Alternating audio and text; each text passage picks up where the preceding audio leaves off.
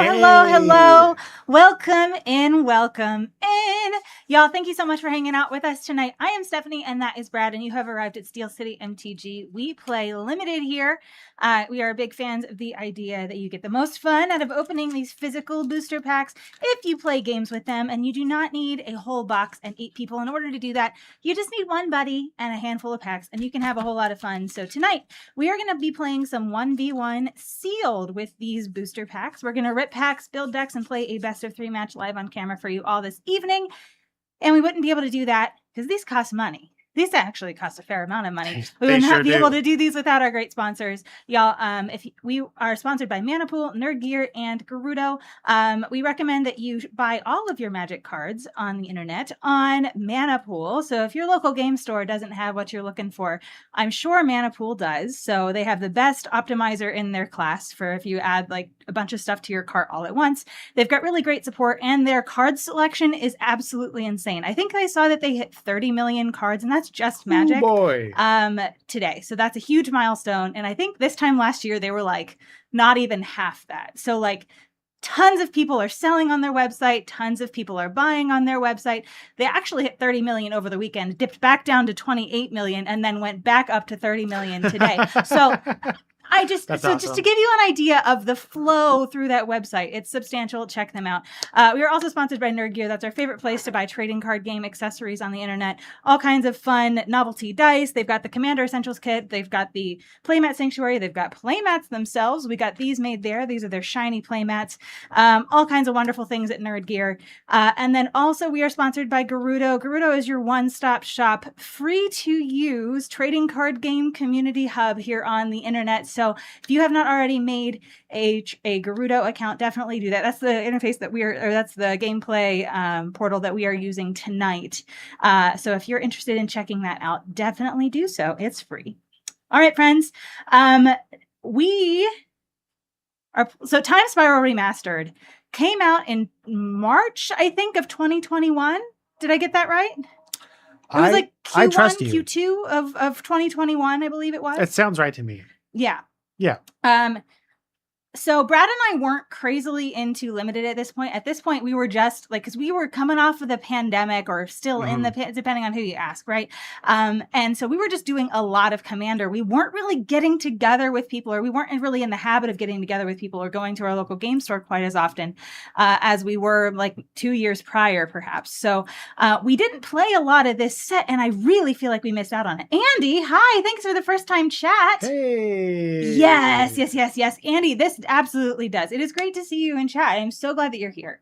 But yeah, so we are absolutely so excited to play this. We didn't get a chance to do it a lot when it came out, and did a few events with it afterwards at like Magic Con and things like that. Have gotten some Timespiral Remastered packs and like Chaos drafts and things like that, but we haven't actually sat down and done sealed or done an actual draft with it in a very long time. I think we've done one draft with it, but I don't think we've played sealed with it. We went to a Laughing Dragon event on the West Coast, and they were giving out, like, just for showing up, they were giving out Timespiral Remastered packs. And so I think we did some Pai Gao just because we had the packs. But yeah, this is our first time doing like a full-on stream with it. Yeah. But of course, by that we mean, with that also comes, we had to make a slideshow for this. Also, Andy, I noticed you just followed. Thank you for doing that as well. So Brad made a slideshow for this. We're going to learn about the limited archetypes, or maybe lack thereof, for Timespiral Remastered. So in recent years, the sets that we have seen have really well-defined, they aim to have really well-defined limited archetypes. An important distinction. It is a very important distinction. But they do, and I think by and large, they really have gotten good at that, right? But as early as 4 years ago, maybe they weren't quite as good at that. And maybe things were a little more soupy, especially for these remastered sets where they have to use a lot of existing material and kind of make it all work together. Those archetypes aren't going to be quite as well-defined as in like a normal draft set, right? Like in a normal standard released draft set, right? So I think you're going to see that tonight when Brad goes through this. But without further ado, I'm going to go ahead and give you the floor, Brad. All right. We love it. Okay. So, yeah, Timespiral Remastered is a wild set. Like, we were not playing. Oh, yes, of course. Thank you, Alter. I was wondering when the princess thing was going to happen. I knew it was. I know it's going to happen every time we do this. I have to wait for Chad to give it to me, you know? That's fair. That's fair. All right. So, as with a lot of remastered sets, these are sort of a conglomeration of multiple sets combined into one. For Timespiral Remastered, this is Timespiral, Planar Chaos, and Future Sight. Now, neither Steph nor I were playing Magic during this time. So this is babies. Not... Yeah, unlike more recent sets like Ravnica Remastered, there were sets we were playing during. Timespiral, totally new to us. Now we've been Commander players for quite a while, so like some of the cards in these sets we're familiar with because of the Commander format. Because we've been Commander playing assholes forever. It's true, yeah. But for a long time, you know, from a limited perspective, we're kind of new to this. So now an important thing to know about this set is the set does have a bonus sheet, as some people in chat have been hinting at. In every pack, there is one time-shifted card. And by that, I mean it's a newer card, not originally printed in Timespiral, Planar Chaos, or Future Sight, that is printed in an old border to really appeal to the nostalgia of older players. Personally, I'm not a fan of the old border, but that's just me. I'm so glad that you're doing this presentation, because I would have been like, to be exciting to old people. Well, I know, like, there are some people in chat that are, you know, have been playing Magic for longer than we have, and you know, maybe like the old border, but that's not us. Regardless, so what we're gonna do here, we're gonna talk about the mechanics that are in the set, sort of. We're gonna talk about the archetypes in the set, or lack thereof, and then we're gonna talk about where the money is. And that is something I have some more concrete data on.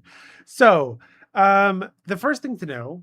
Also, hi, Daniel. I see you're in chat. Hey. This is not a spoiler for next year. This is we're playing this. We're streaming this live. We're gonna have we have real booster packs of Timespiral Remastered in front of us. So we're gonna be cracking them and building decks and playing a best of 3 match against each other tonight. Good to see you.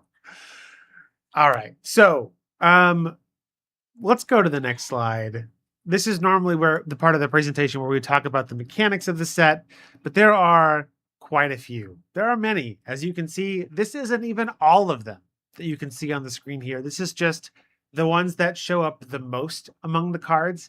So I know we typically, when we do these streams, we try to make them accessible for newer players, but to go through all of these mechanics would take a long time, and I don't think anyone really wants to sit through a presentation that long. So what we're going to do is, as these mechanics come up, we'll go over them. Some of them will be familiar to you if you've been playing Magic recently. Things like Flashback, or maybe Storm is sort of one that comes up a lot, or Morph comes up a lot. But there's a lot of these that are not quite as used nowadays that we'll talk about as they come up. So we don't have to go through all of that now. Now, normally, the next part of the presentation would be where we talk about draft archetypes, but there aren't really draft archetypes in this set so much as there are draft themes. So there's a lot of mechanical themes. A lot of these mechanics relate to each other, and so you can sort of combine them into a cohesive strategy for a deck, but there aren't really archetypes that were designed as part of this set. So I have compiled a handful of these mechanical themes that we can use to inform our draft, our deck building as we get into these, as we open our packs and see what's in them.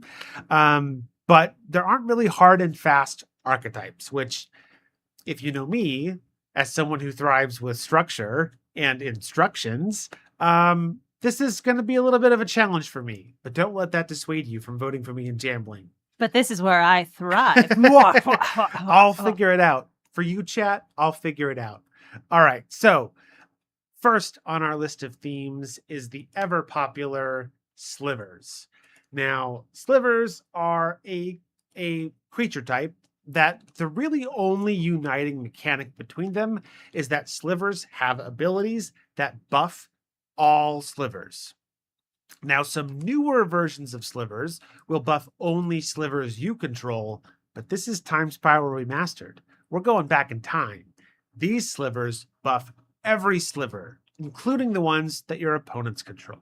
So Brad and I are both going to play Yes, slivers tonight, there might and be it's some just advantages. everything's gonna explode. Yes, there might be some advantages to including slivers in your deck, even if you're not really doing a sliver deck. Now, in this set, technically, they do appear in every color, as slivers are wont to do across Magic's history, but the bulk of the slivers in this set appear in just white, red, and green. And by that, I mean all of the monocolored slivers that appear in this set are in white, red, and green, and there are some multicolored slivers that appear in other colors, such as Sliver Legion, which I would love to open, because that's a cool card, and also, from what I understand, worth quite a few dollars. Ka-ching, ka-ching. Yes. We don't have that sound effect here, so that was just that was that's good. What you get. That's what you get. I think we should make that a chat redemption. Just me saying, that exact soundbite. I'm sure that will be great. That will go over very well. All right. Our next theme is significantly looser than slivers. This is rebels.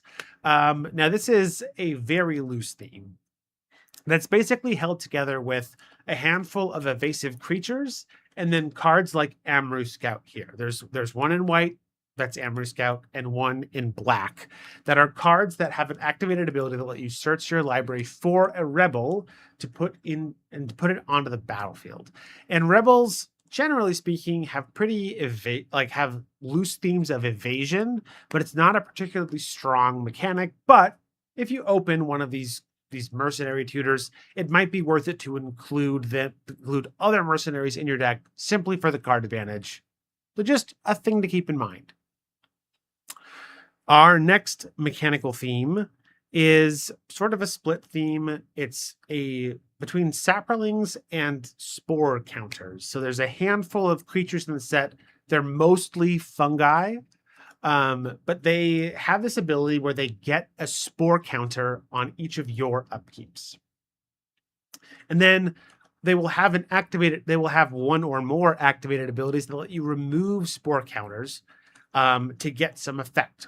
All of them have an effect that lets you get a saproling token, but some of them have an additional effect that will let you do something else, or will let you sacrifice a saproling to do something cool. So here's an example.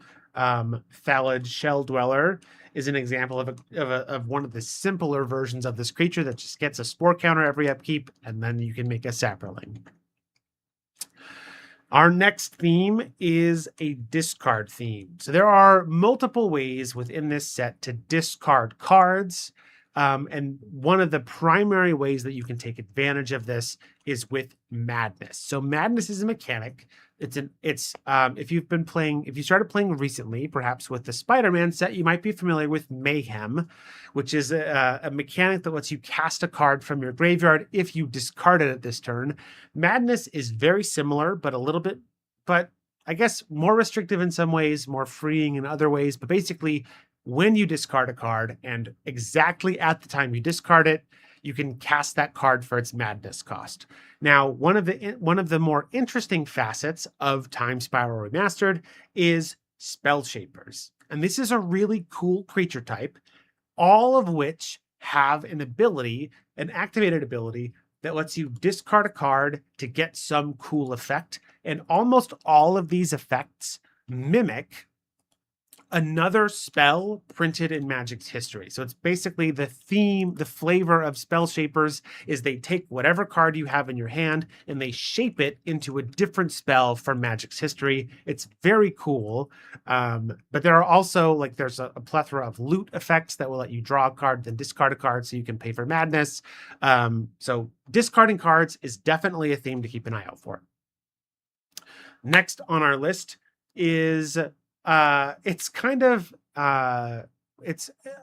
effects that deal with time counters. It's very timey-wimey, wibbly-wobbly if you're familiar with Doctor Who.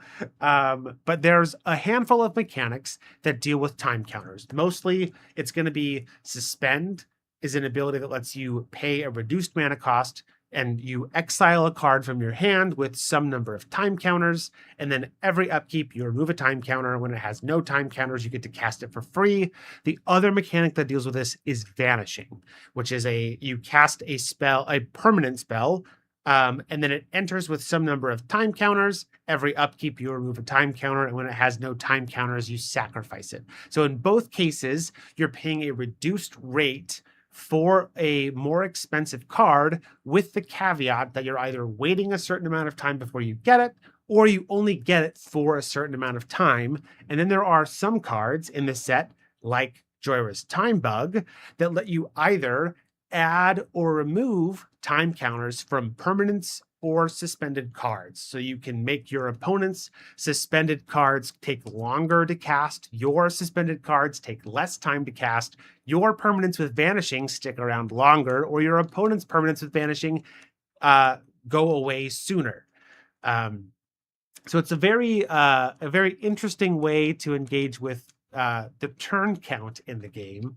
And so these cards their usefulness depends kind of on what you're playing or what your opponent is playing. Okay, next we have, this is another very loose theme. There aren't a lot of cards that deal with this, but there is sort of a self-bounce theme. There's a lot of cards like White Mane Lion that are creatures with flash, that when they enter, you can return another creature that you control to its owner's hand. You can use this to save your creatures from removal or reuse enters triggers. Again, this is kind of the usefulness really depends on what cards you open in your pool, but it is a fun way to engage with permanents in the game, similar to the way that time counters interact. Like you could bounce a creature that has Vanishing to get more turns out of it, so on and so forth. And then the last draft theme we'll talk about is also kind of loose, but it's vaguely a Spellslinger theme. So there are a handful of mechanics in the set, like Storm, Buyback, and Flashback, that let you cast and recast instants and sorceries to get their cool effects multiple times. And there are ways that you can reuse these effects. Are normally one-shot effects, but there are ways that you can reuse them to extend the value you get out of them. And this is this one in particular, I think, is going to be particularly challenging to materialize into a deck. But if you get a high enough concentration of cards that meet that sort of fit this Spellslinger description, I think you could put something together that's really powerful. All right, let's talk about where the money is. As with a lot of remastered sets, there are a higher concentration of cards in this set that are worth money. In Timespiral Remastered, there are 35 cards in the main set, and I think Quinn gave us the statistic that there are 17 cards on the bonus sheet that are worth $5 or more. So thank you, Quinn, for the assist, because I didn't do that research. We typically just do the base, because like there's always different bonus sheets for everything, and it's just hard to keep track of. But also you're not gonna we're just opening regular draft boosters or play boosters, which, and the likelihood of you getting a bonus sheet card is not always super high in those. And so anyway, are we ready to see money? I'm ready to see money. All right, so these are the big three. We have Erdborg Tomb of Yawgmoth at 63, Gemstone Caverns at 53, and Sliver Legion at $42. It is one of the things that never ceases to amaze me about Magic the Gathering is when I first started playing, I was like, lands, whatever, who needs them? But it just, now that I'm more experienced, and this makes more sense to me, but it still is really funny to me how valuable really good lands are. It's like everybody seems to agree with you. What's that? Everybody seems to agree with you. They're very expensive. Yeah, it's like so funny. Like lands are I feel like when you first start playing, lands are like kind of a throwaway card type. You're like, well, I just play one per turn, mostly basic lands, maybe Evolving Wilds, but like really good lands are like always really valuable, and that's really funny to me. Anyway, I have a fun story that I would like to share. So when Brad and I first got started playing Magic, so one of the things we got Brad's brother gave us his collection. And we were very excited about that. We were like, okay, yeah, we got all these great cards. We can sell them on this new website, and then we can get the cards that we want. And like, we were already kind of like pretty savvy, like even early on, right? But then we opened things like not open, but we looked through his box and found like Verdant Catacombs in there. And we looked at it and we were like, Evolving Wilds can get all of the basic lands. Why would you just want to get a forest or a swamp? This is so bad. Yeah. And it doesn't even produce mana. Those were the things that we were saying in our brains. So a quick bit of Steel City trivia. Yeah. My brother and I got into Magic at the same time, and it was like Zendikar, original Zendikar block. And we were like buying boxes of World Wake, trying to get Jace the Mind Sculptor. And so, yeah, we had a couple of fetch lands, and I was like, this card is garbage. I have to pay life, and I can only get 2 basic land types. What is this? Yep. We were not very savvy, but I think at some point we kind of moved in a positive direction there. I do. I think that we improved. Yes. All right. So Brad, here's Steph, a question for you. Yeah. Are you ready to open booster packs? I'm so ready. Okay. Let's do the thing where I tell people that we're opening booster packs, and then let's zoom in so people can see our packs. I am so ready for this. I am so ready.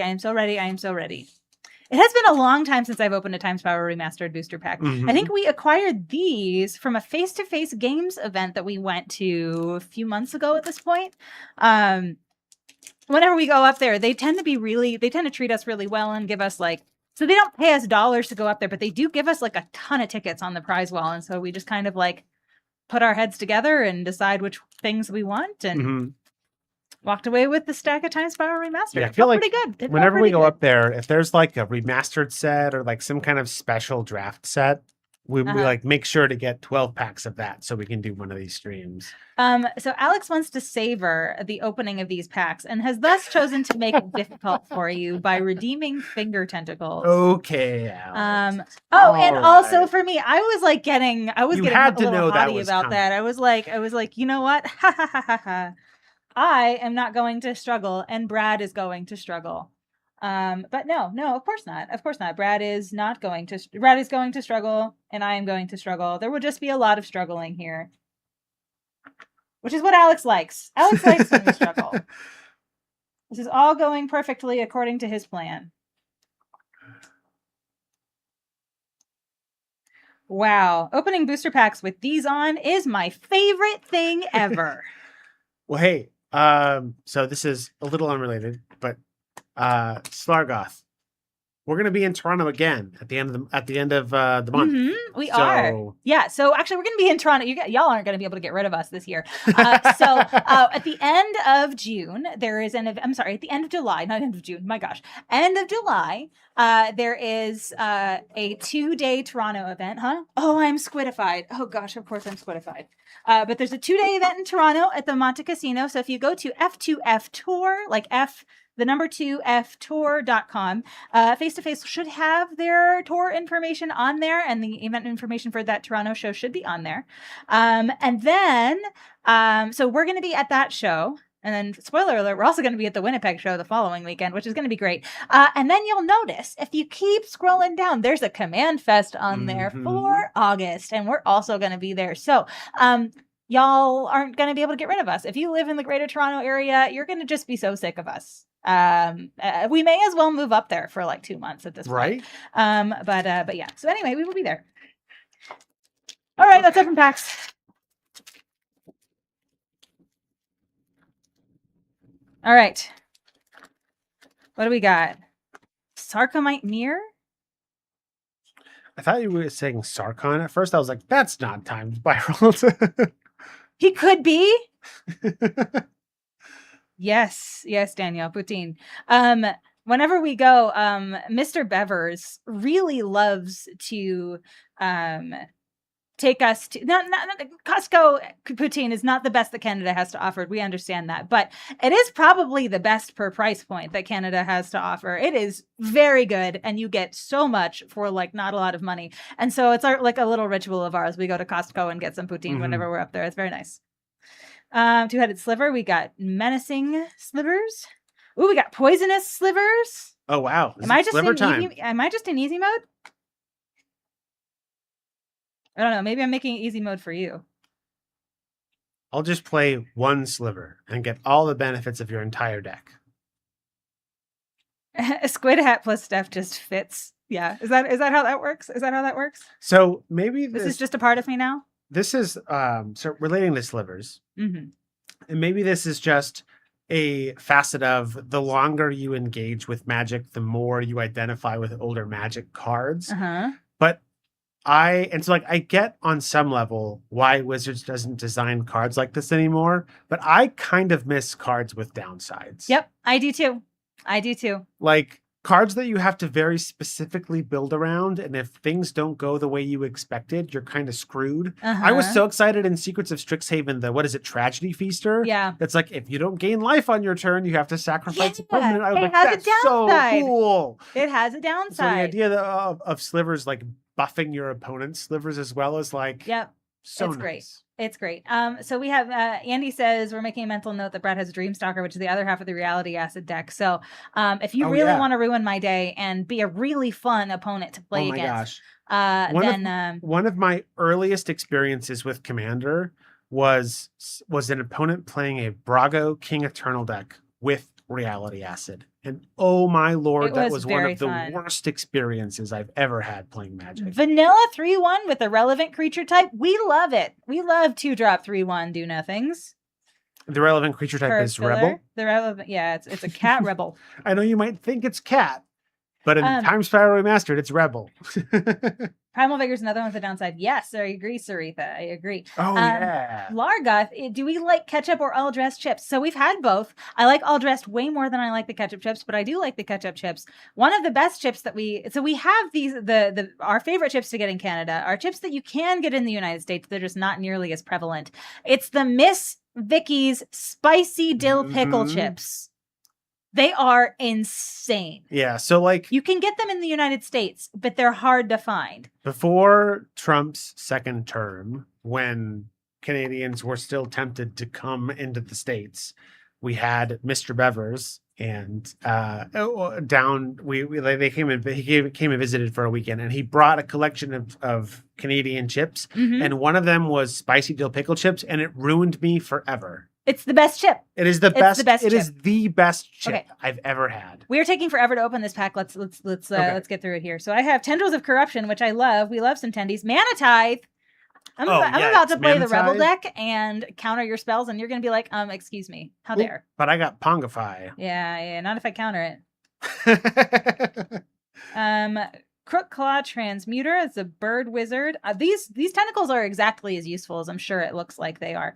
Aven Mind Sensor. Search your library at your own peril, Bradley. What's that called? Can you tell me what that card name is, Brad? No. You wanna just try to say it? Say it for the camera. I'm sure you can do it. Phthisis. Pthisis. I'm sure someone will correct me. Hi, Christmas. It's good to see you. Idiot bird. Okay. Life and Limb. I love this card. Not because I've ever cast it, because the rules implications of this card are excellent. Okay. If you're not familiar, all forests and all saplings are 1/1 green sapling creatures and forest lands in addition to their other types. The layers problems that this card introduces are excellent.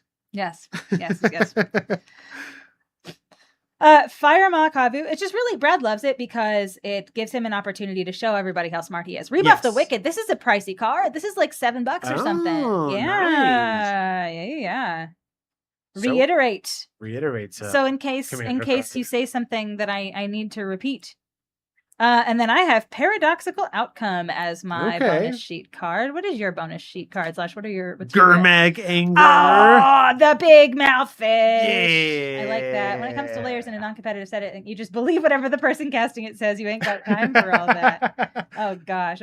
Well, we do I believe Gerudo on their YouTube has our Judge Talk presentation about layers. So if you are interested in that, you can do a little Google and then maybe just emerge from that way more prepared and all way the more secrets of the layer system. Yeah, and yeah, it'll be so good. Joe Gramagio. Magic is just like ogres. Yes, it has layers and onions. Someone played a Life and Limb deck at that year's regionals, where the correct thing to play was Tarmogoyf anything, and you cried answering questions each round. Sting Scourger, Tolarian Sentinel. Feebleness. Edge of Autumn. Wrathy Trapper. Ivory Ghast. Now, or Ivory Giant. This is a ETB's tap all non-white creatures. I don't think I mind that. Okay. Although it's 7 mana for a 3/4. But you can suspend it, so I guess that's a thing. I'm on Boros spells. You wish I was on Boros spells. No, I actually don't know what I'm on. This is pack 2. Alter gets me.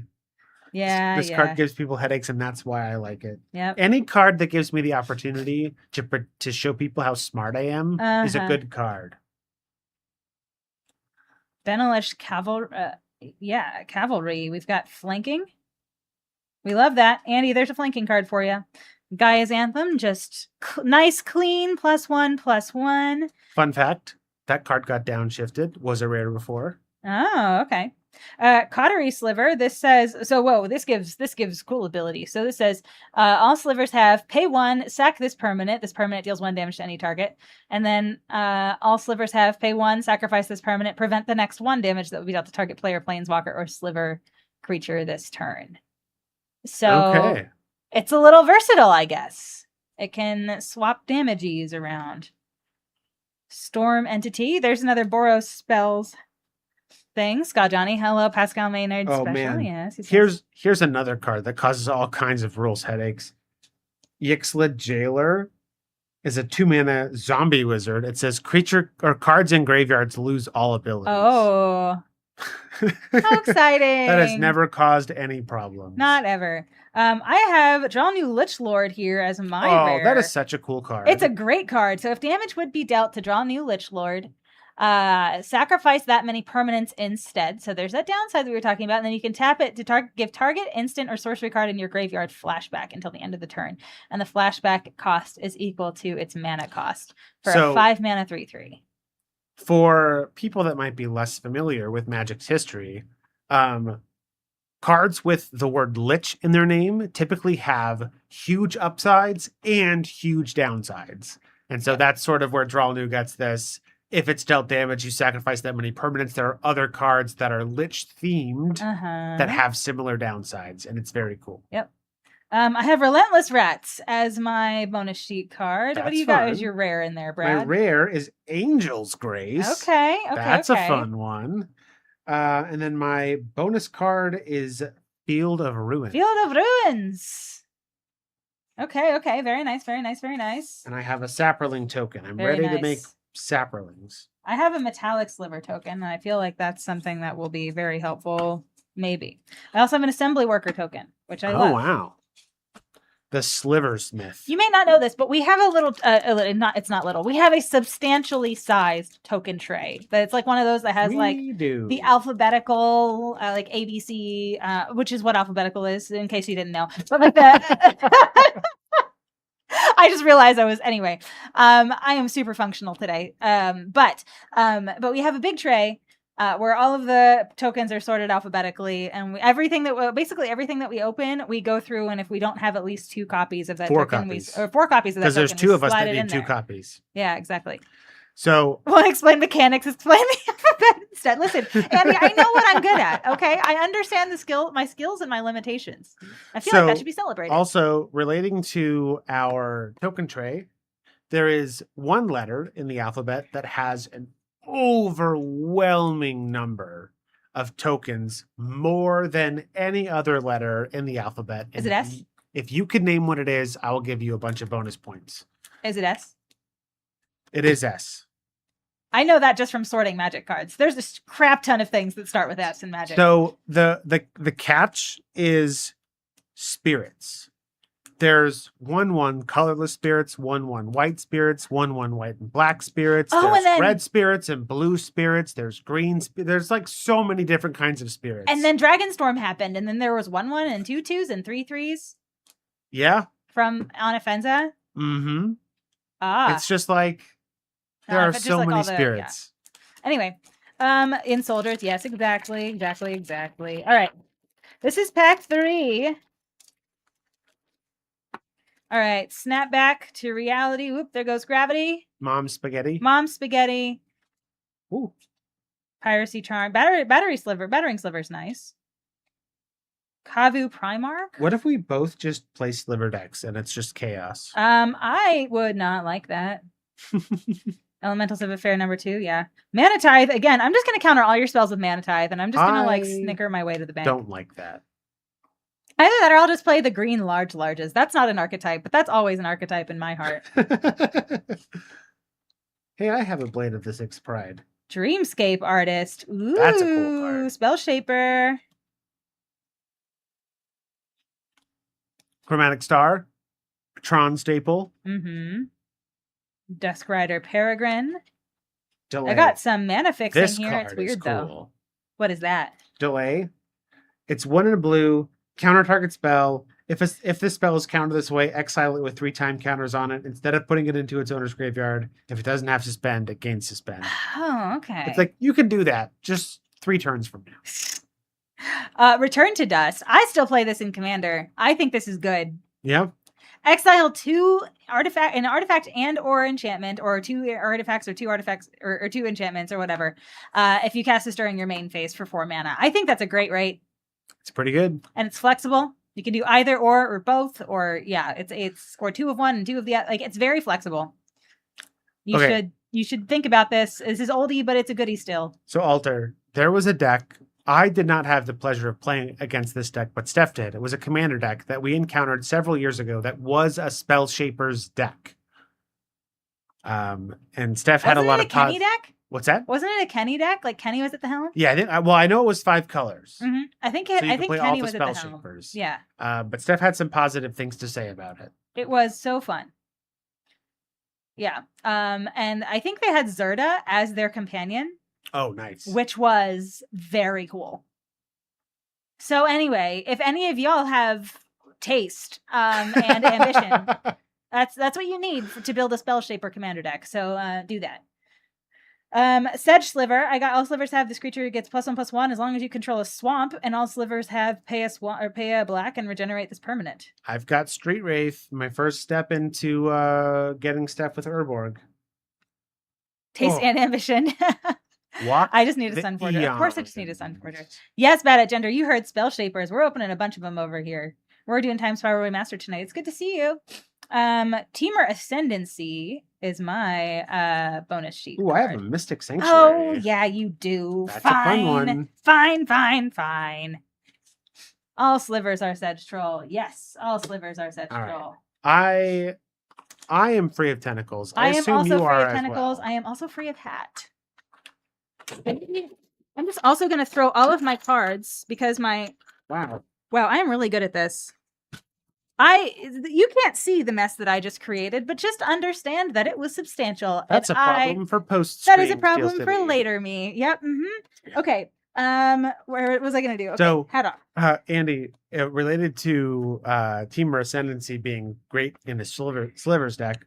Over Thanksgiving last year, we were hanging out with my family, and my cousins have gotten back into Magic after a little bit of hiatus and have discovered Commander. And one of my cousins asked if we could help him build a couple Commander decks that he could take to his game store. And one of them was a Surak Dragonclaw Temur Slivers deck. And it was really good. Yep.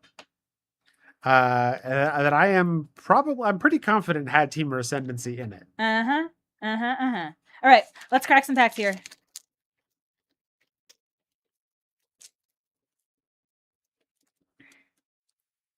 All right.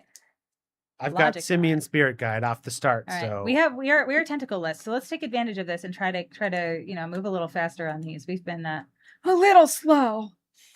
I will resist the urge to talk about magic history. Reach, Death Touch, Looter Ilkor, and we know you have so much to say because you're so brilliant and you have just a wealth of knowledge. I am, yeah.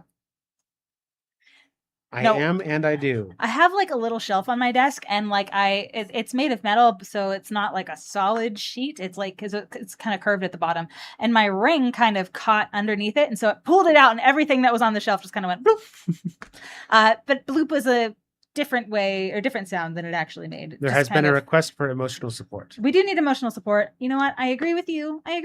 Here's some emotional support, Fleem. Also, I know what this card is specifically because it's a Kithkin, and Steph has a white Kithkin deck. I also have Armor Seekers here. Look at that. We're like twinsies. And look, I have Rift Bolt. I just opened Rift Bolt. Oh wow, me too. Wow, go us. Might of Old Krosa, Riftwing Cloud. This is my second copy of Pongify. Oh, I don't have good removal in my pool. I know that. So I'm not feeling great about that. Street Wraith, Swarm Yard, Limited All-Star Swarm Yard. I've got Venser. Yeah, you do. And I'm very excited about it. I have trouble against you tonight. I'm going to be so annoying. Oh, and here's SRAM. Gosh. I have Ramonap Ruins. Yay, me. Ooh, I got a foil rare. I got a foil Cryptic Annelid.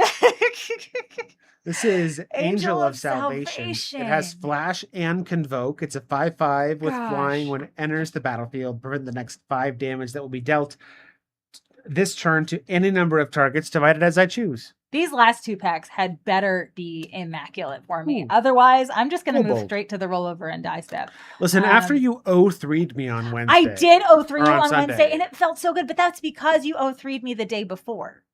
Not the day before, but the stream beforehand. Not that love keeps track. Love doesn't keep track, except when it does. Love doesn't keep track, but your opponent in Magic the Gathering absolutely does. All right. We're going to snooze this break here. All right, Mog War Marshal, Logic Knot, Coal Stoker, Assassinate. Look, destroy target tapped creature at sorcery speed. Conditional removals at sorcery speed. That's what I'm working with here, Captain Pongify. Fortify, Chromatic Star, Psychotic Episode, Orcish Cannonade. Wow. I can just take a hold of your creature. Enslave. Enchant creature you control, enchanted creature at the beginning of your upkeep. Enchanted creature deals 1 damage to its owner. Nice. That's fun. I love that. I have an off-color sliver. Thank you, Bad at Gender. Thank you. I had more than 3 minutes today to put I call this my war paint. That's what it feels like. So I had more than like 3 minutes to put my war paint on today. Salt Blast, destroy target non-white permanent for 5 mana at sorcery speed. I'm working against Pongify here, and I got 5 mana conditional removal at sorcery speed. We are loving life right now. Crosan Grip. Also, you're not going to like my rare.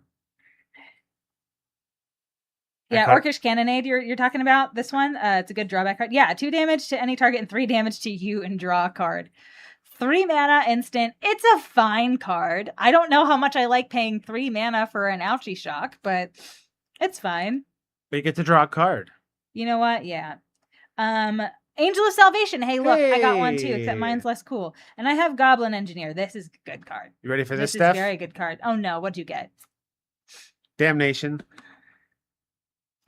He has 2 copies of Pongify and a Damnation in his pool. Gosh. I hope you are ready to not deal combat damage to me ever. Ooh, I have Smallpox here. I'm just going to make you lose life, discard card. I'm just going to play this and keep ripping it back from the yard, and you're just not going to have anything, and it's going to be really fun to watch and to play against. Sorceress Spyglass. Oh. You got some cool stuff. All right, we have one more pack. I'm feeling good about this. I'm feeling optimistic. Engineer is a money card. Yeah, it is. All right. Erratic Mutation. Grape Shot. Pew, pew, pew. Storming off. Think twice. I could storm off there. Phalid Germinator. Strangling Soot. Judge Unworthy. which is also weird removal for 2 mana. Momentary Blink. Look at you. Penumbra Pretty Spider. Cool. I played that in a deck. Sinew Sliver. Rothy Trapper. Phantom Worm. It's a worm spirit. Necrotic Sliver. Wow, I got a lot of slivers. Imperiosaur. Ooh, I have a Serra Avenger. A 2-mana 3/3 with flying and vigilance, but you can cast it during your first, second, or third turns of the game. My rare is Pact of the Titan, which, if you're considering Pact of Negation and you know, the other pacts that you may or may not have heard of or whatever, or Pact of Destruction, or what's the black one? Pact of something. I forget what the black pact is, but it's a destroy something. Slaughter Pact. There we go, Slaughter Pact. There you go. You've probably heard of those ones, but you probably haven't heard of Pact of the Titan, and that's because it's not good. So 0 mana to make a 4/4 giant, and then at the beginning of your next upkeep, you have to pay 5. If you don't, you lose the game. And then I have Dovin's Veto here. Leyline of the Void. All right. Now, I don't think I outpower Brad, which means I might have to out synergy Brad or out removal Brad. And I don't know that I can do the latter, so I'm going to try to probably have to do the former. So we're going to see. Team Brad, let's go. We're going to see. That's not to say that I am not confident, Team Steph. All right, I'm going to run a very quick ad here while we are getting our cards sorted out. And then, yeah, it'll be just a very, very, very quick 90 seconds. It's not going to be a whole thing, but we'll be back very soon if you are not subscribed. If you are subscribed, however, you get to listen to the Secret Podcast. All right, let's see here. Are we in our ad? We are. We are officially in our ad. Hooray! Hooray! Oh, Andy subscribed with Prime. Thank you for subscribing, Andy. Boo, boo, boo, boo. You get to listen to the Secret Podcast. Secret Podcast. Through the ad break. Secret Podcast. Thank you for subscribing, everyone. We appreciate you very much. Steph is on slivers then. I don't know. I don't know if I'm on slivers because my fixing is just bad. And so I don't know how much I can do there. So if I am on slivers, it will be slivers and something else, right? You did see what it feels like, a ton of slivers. Yeah. Well, yeah, my fixing is not there. So I have to kind of temper that a little bit if I want to do anything, even remotely consistent. I think this set. Oh, wow, we have a lamp. Oh, the lamp just came in. Good. I was worried that I missed it. Oh. So here's the lamp, followed with my emotional support battle boss. Yes. But yeah, I feel like this set is going to reward creativity over what the best cards you open are. So identifying how your cards synergize together is going to be more important than if you opened all the cool bomb rares. So the man that opened all of the objectively better cards than me is saying, no, it's not going to be about those when I win later. It's going to just be the raw skill that I possess that makes me better at Magic than Stephanie. So so in case you're not reading between the lines, allow me to assist you in doing so. I don't want anyone to be confused about what happens when I win later. It's because I'm an excellent Magic player, not because I'm lucky. Oh, goodness gracious. Classic downplay. I know. He's a bugger that way, that Brad. That's me.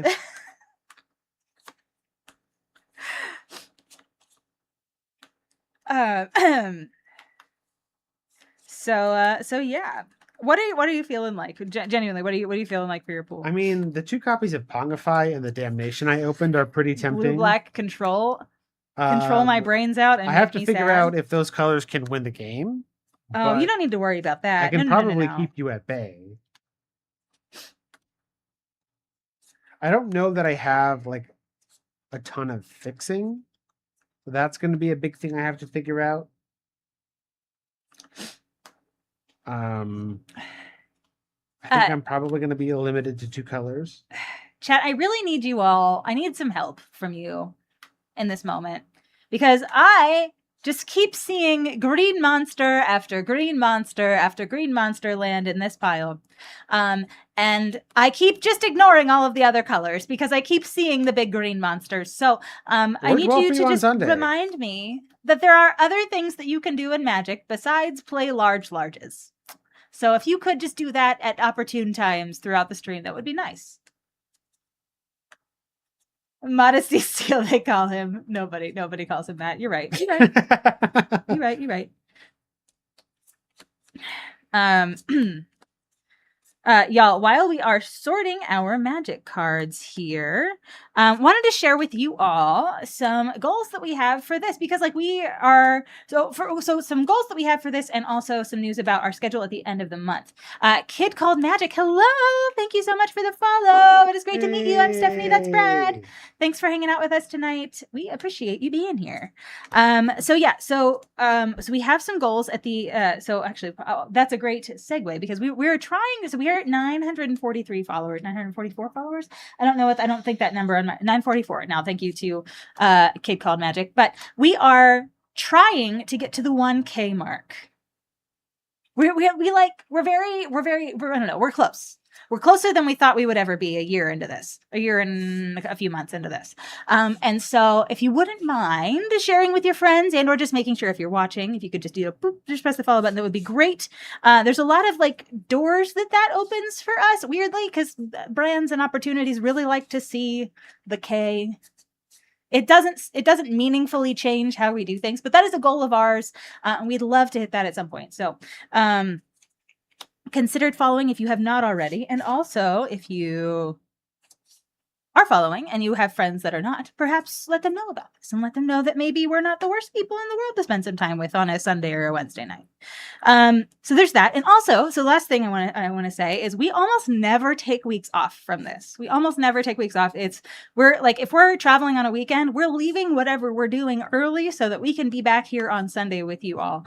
And it kind of makes us crazy sometimes, but we love doing this and we love hanging out with you all. That said, we are taking a vacation, and it is a meaningfully long vacation at the end of this month. So I believe there will be 2 or 3 streams where you will not see us. Now, what I would like to hear from you all is Brad and I could pre-record a stream or 2 and run those while we are gone, because we can be in chat with you all while that's happening, or we can just skip it and then just come back and do whenever, like on our first stream back. We can just do something crazy cool, like OG Zendikar block or OG Innistrad block or something like that, just to make up for it. So what are your thoughts about that? We would love to know. And so if you could, just think about that. Think about that, and then we would love to hear. Because we're happy to like record something that we can just play and then engage and chat with you. We just don't want to have our streaming set up with us, but we almost certainly will have some time, like 10 p.m. onward on like a Sunday or a Wednesday while we're gone. So yeah. What are your thoughts? What about a return of one of the Judge Talk in a box? Okay, so Judge Talk in a booster box, we do that once a quarter. And actually, I can tell you, our next Judge Talk in a booster box is not this month, but it will be next month. We tried to plan them once a quarter. That coincided with set releases that we actually were excited about, which was not really Marvel superheroes. But yeah, anyway, I digress. So our next Judge Talk in a booster box is scheduled for Saturday, August 29th. So that's like 2 months away. 2 months away. So all of August, basically, or all of July, basically all of August. We don't quite know what it is we're talking about yet. We haven't quite figured it out. We have a few ideas that are kind of floating around in the ether. But yeah, we just want you. Yeah. Anyway. But yeah, we could. Or we could. Are you suggesting we could? Oh, we could rerun one of the Judge Talks. Oh, okay. Yeah, maybe that could be a thing. I'll be right back. Okay. Yeah, so we could rerun one of those. We could rerun another stream that we've done, and then just like hang out and chat with you all, or like I don't know, we could play Arena or something, because I feel like that would be relatively easy to set up while we're gone. I don't know. I just lean into the break and take it easy. Yeah. That's also a temptation of mine. But like we don't do this because it's like crazily lucrative. We do this because like we really do have a ton of fun with y'all.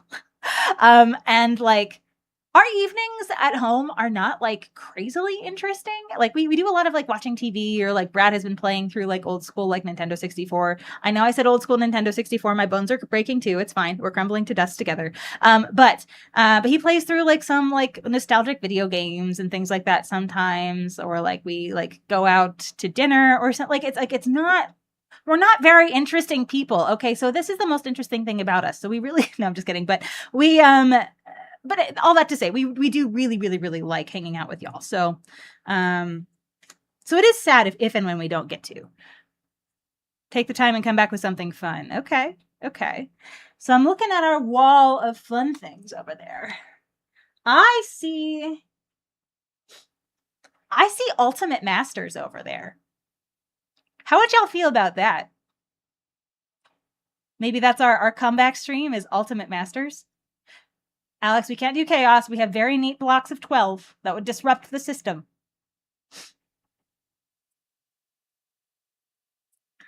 You don't think there's a wrong decision here. Okay, so we've given you some good options. That's good to hear, JJ.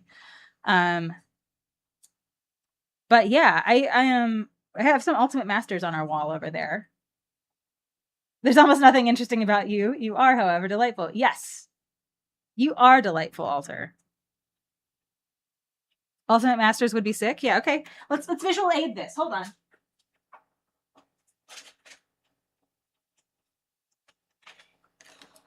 I'm not lying. We have it. It's right here. Look at those boosties all snuggled up next to each other. Ooh. Those are expensive, but I feel like if we genuinely take time off from the stream, like our average per stream, we can girl math that a little bit. Like the average cost per stream can be higher, right? Ultimate Masters when we come back sounds good. Yeah, okay. All right. So at the end of the month, then, when we take a few streams off, when we come back, we'll come back with a bang.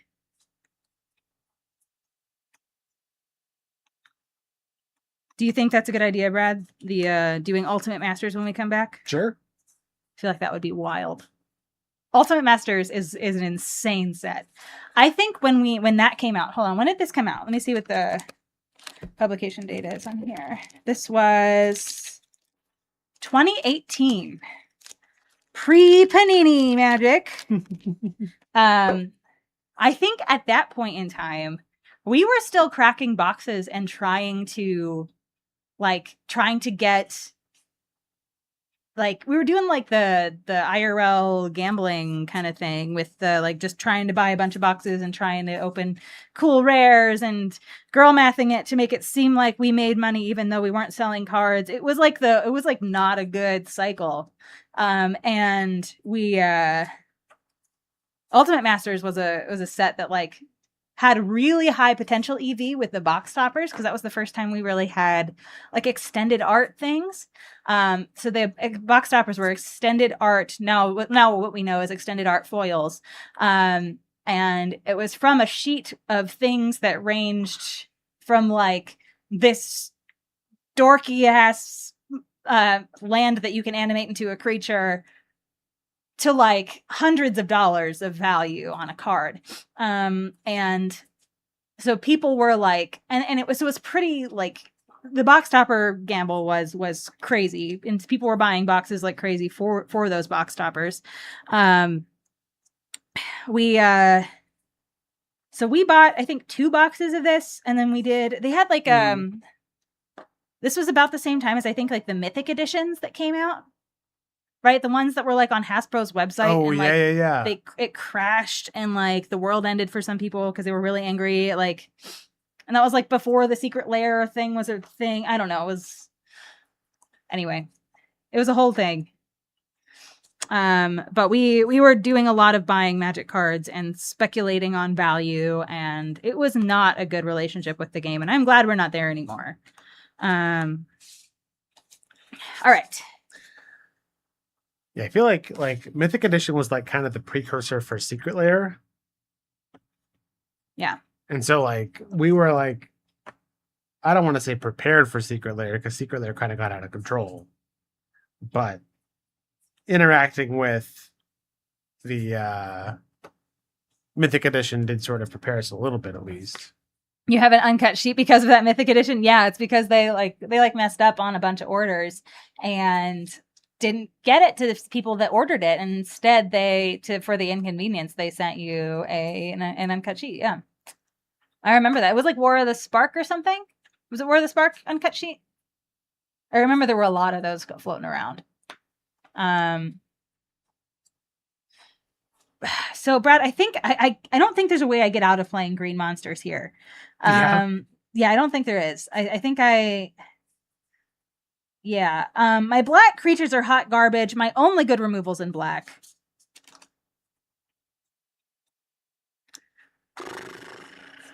I think I'm playing white-blue.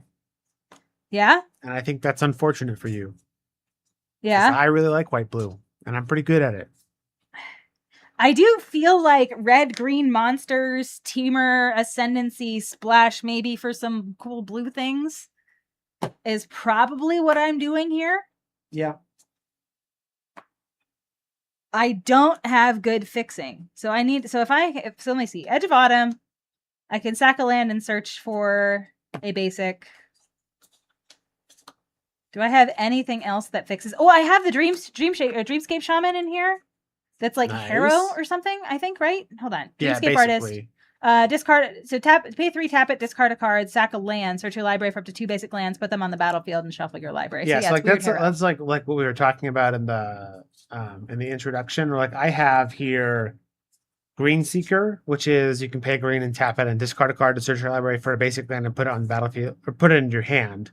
So like Steph's creature is a spell shaper that basically turns any card in your hand into Harrow, and this turns any card into your hand into Lay of the Land. Yeah. Okay, so I'm wondering. So I do have a Chromatic Star. It's like Prepare before it was cool. Filtering. Yeah, I think black and white are out for me. So the Angel of Salvation is so good. But my other white creatures are just so bad. And although Sinew Sliver isn't bad. Also, but having 2 copies of Mana Tithe and a Rebuff the Wicked feels really good. I just can't use them. Our emotional support friends can go back. All right. Thank you so much for your emotional support, Fleem. We appreciate you. Thor, hello. It is great to see you. We are doing Timespiral Remastered. Yeah, we're trying to figure out what colors we're playing right now. I'm probably on white-blue, and it's going to be just as fun as Steph expects it to be. Right, exactly. We do need emotional support back. I agree with you. We are not quite done deck building, and thus we require more emotional support. So thank you so much for redeeming that. Here he is. There is Fleem. Oh, and the lamp is back. Yes. Y'all, if you aren't already following, let me do that. If you aren't already following, let me see. Oh, I can't spell shout out apparently.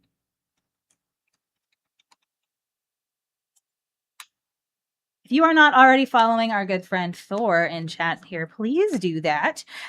He is playing they are playing all kinds of wonderful video games with silly controllers. I believe bongos were the weapon of choice relatively recently. Maybe potatoes. They do all kinds of really wonderful things on their channel over there. So please give Thor a follow. Potatoes for Bloodborne. Spudborne, you were calling it Spudborne. That's right. Oh my gosh, you're so funny. You are so funny. I adore you. I love that. That's great. I love having friends who are funnier than me because it gives me goals. So yeah. All right.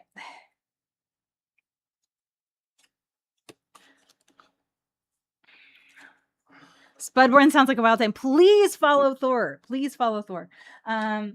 You see that, Venser? I know Brad is going to be a menace, and I don't know what to do about it. Check it out. I think I'm going to probably sliverify and 2 copies of Momentary Blink. I'm going to be insufferable this evening. You're going to be insufferable literally all of the time, Brad. Do you know who you are? I know who you are. Oh gosh, how am I going to interact with you with these colors? I think I maybe just pretend I am the person you need to interact with. Have you considered just conceding?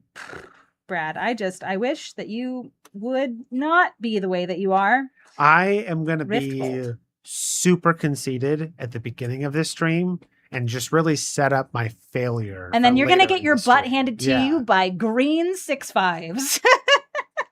It worked on Sunday. Why not today? Okay, so here's the thing. So my fixing is in blue and green.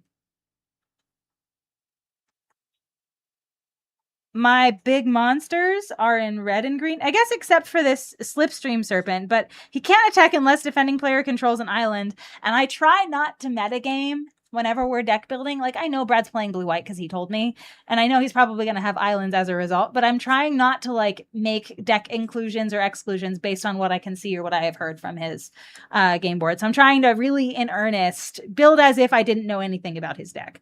And I don't think I would include that in a deck if I didn't know. I don't think I would play blue so that I could play that, I guess I should say. I would probably play it if I was playing blue, but that's probably not a decision maker for me there. All right, let's see here. So paradoxical outcome. I do like that. That's some removal. Bewilder, I guess it's like a spell slingery kind of thing. Counter target spell unless you pay X. Logic Knot. So 2 copies, but it has 2 pips. I can't play Logic Knot if it has 2 pips and I'm just splashing here.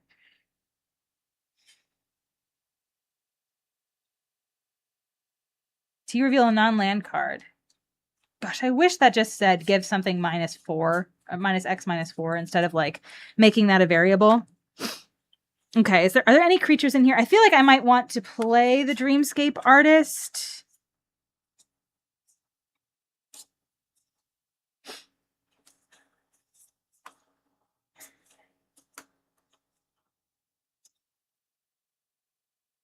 Okay, so I feel like if I'm playing blue, it's probably these colors here, or it's probably these cards here, and the Chromatic Star.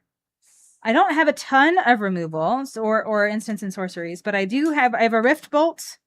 The Orcish Cannonade is here. Grape Shot, maybe. Might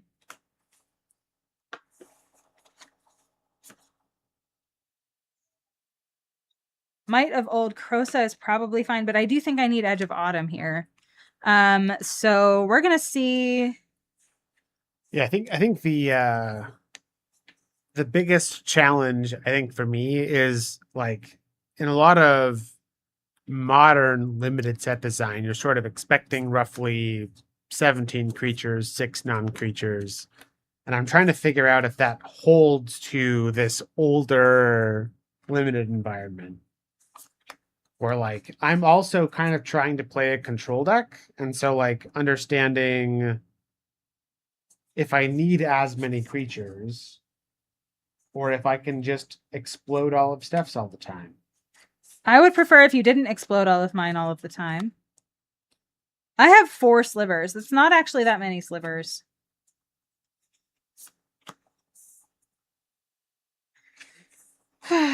My life is a mess. Sentinel Wood Readers, great card. If you pay 6, enters. If it was kicked, draw 2 cards. It's a 1/4 for 6 and draw 2. I don't mind that. If it was kicked, entered with 4 counters on it and has Convoke, I don't mind that either. We're going to be germinating. Germinating? We are, and worminating. Oh my gosh. There's a worm here. We're worminating and we're germinating. But it's not a germy wormy. It is not a germy wormy. No. Return target creature an opponent controls to its owner's hand when it enters the battlefield? What is this card? Goblin. It's a red creature that bounces something. Red Kavu that laser beams something. With a +1/+1 counter on it for each other creature or each other spell that was cast this turn. If I cast it from my hand, add 3 red. That helps me storm. I don't need to storm. But you could storm. 4/1 with first strike, suspend 1. I like that. 1, 2, 3, 4, 5, 6, 7, 8, 9, 10, 11, 12, 13, 14, 15, 16, 17, 18. 18 creatures. And then I probably want fewer of those. I don't think Virulent Sliver is helping me here because I only have 4 slivers in my pool. So I think I'm going to go down to 17 creatures, which means I need 6 non-creatures. Which means I think I might just, rather than run Dreamscape Artist, so I'm going to go down to 16 creatures, I guess. Rather than run Dreamscape Artist, I think I might just have the Temur Ascendancy here and then just like hope that I find my fixer or one of my maybe 2 or 3 islands so that I can play it. I probably do want the Mog War Marshal though. I think I want another creature there. So 17. 17 and 6. So I think I got my 23 over here. I think I do too. I might get to take an extra turn. Although I think I'm playing Gaia's Anthem instead of Grape Shot. Okay, so my instants and sorceries, I have 2 copies of Orcish Cannonade. That is how desperate I am. Wow, okay. Rift Bolt, Orcish Cannonade. That's my removal. But I also have removal on creatures. I have 2 creatures that remove things. I have the Sting Scourger, and I've got the Firemane Kavu. I don't mind that. And then I have 1 blue card in the whole thing. It's Temur Ascendancy, but I think that's worth it.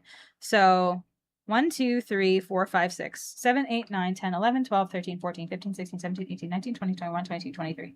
23 cards. I'm feeling okay about this. All right, Brad. So are you ready? Are you ready to give people our little why am I struggling with that? Our elevator pitches for our decks. Are you ready for that? Yeah. Okay. So if this is your first time here, also thank you for the raid, Tropical Nerd. Oh my gosh, I am so sorry. Y'all, if you aren't already following our good friend Jose over at the Tropical Nerd, please go do that. We love Jose, and Jose were the both people that yes, and thank you for watering your streamers. Yes. We appreciate you. We were in the tank a little bit. Yeah. Okay. So anyway, if this is your first time here, if this is your first time experiencing this stream live, turn on your hearing aids if you've got them, because Brad and I are going to give you a little bit of an overview of what kind of deck we built and why we think it's going to be successful this evening. And then, so we're going to do that one at a time. And then after that is done, we're going to turn on the prediction function on Twitch and let you predict who you think is going to win tonight, or who you like better, however you want it. No, I'm just kidding. But who you think is going to win tonight based on those elevator pitches. And then at the end of the night, we're going to see who is right and who voted for Brad. So I'm kidding. Everything is great and nothing is wrong. So my elevator pitch for my deck, I built red, green, Stompy because that is the mode that I know how to play Magic in. No, I had a bunch of monsters at the top end of the spectrum, and I was just like really excited to play them. So I want to play a creature heavy deck. I don't have a ton of removal. I do have five sources of removal. I think that's pretty okay. But it's damage based, so it's a little bit conditional. So I'm hoping Brad's monsters are not as big as mine. And then I'm hoping that I just outswarm him. I've got things that make tokens. I've got things that trample. I've got things that give me more mana so that I can play other things. I think I'm really excited about that. So, and I do have, I have 5 things at 6 mana. So like when we get to late game, I'm going to just be like monster. And I'm hoping that that's good enough. So we are splashing blue for a Temur Ascendancy. I think that's worth it. Yeah, anyway, that's what I'm doing. That's me. Brad, what's your elevator pitch? I am at home in white and blue, and I am going to be just as annoying as you think that sounds like. I've got a fair amount of interaction, both in my creatures and in my non-creatures. I've got a lot of flying creatures. My goal is to just keep Steph at bay long enough for my creatures to chip in and deal damage to her over a longer game. Mm-hmm. And I have a lot of faith in my ability to do so. All right. A vote for Brad, despite the fact that in these sort of looser, not archetype focused formats, Steph tends to have the advantage. I am in my home colors of white and blue. So But I said I was in my home colors of red and green, so I feel like your my home play colors style. are blue and red. My home play style. You've got some. I love of your big home monsters. colors, You know but I love I big am monsters. at home. Okay, all right. Well, whatever. Start the prediction. A vote for Brad is a vote if you like the police. No, I'm just kidding. Whoa! Okay. Dinosaurs or police? You pick. I'm kidding. I'm kidding. Choose who you think is going to win, and then at the end, all of the spoils will be split amongst the winning team. Steph knows the audience and how to get votes. You know what? I have few skills in this life, Andy, but manipulation is one of them. No, I'm kidding. Any blink deck is a thumbs up. Well...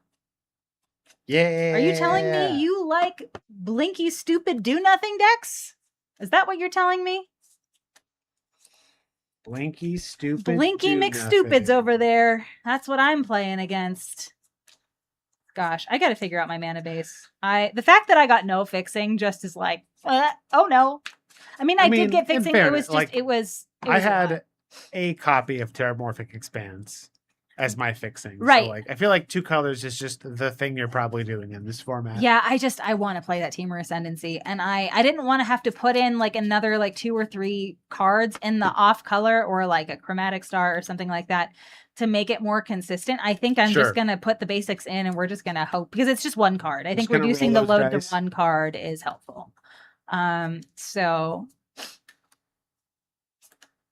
all cuffs are Brad's. This is not a square rectangle square thing, but no, Brad is not one of those. He just likes to pretend to be one sometimes when we're playing Magic the Gathering. I just like telling people no. Yeah, you do. He likes crushing dreams. It's funny because in trading card games, I love telling people no. Before I started playing Magic, I got into Yu-Gi-Oh! Ironically with my friends in high school. And even when I was playing Yu-Gi-Oh! For that one summer I played Yu-Gi-Oh! I was like, give me the no cards, the counter spells and the removal spells and whatever. But if we're doing board games, I'm like, I don't want to interact with other players. I just want to figure out what my strategy is and just keep my head down and do that thing. He's always been a little shit, is what he's trying to tell you. Ooh, so 7, 8, 9, 10. 11.9K for both of us. Okay. Wow, the drama. We are very dramatic. I'm going to run a very quick ad here while this is running, and while we're shuffling and stuff.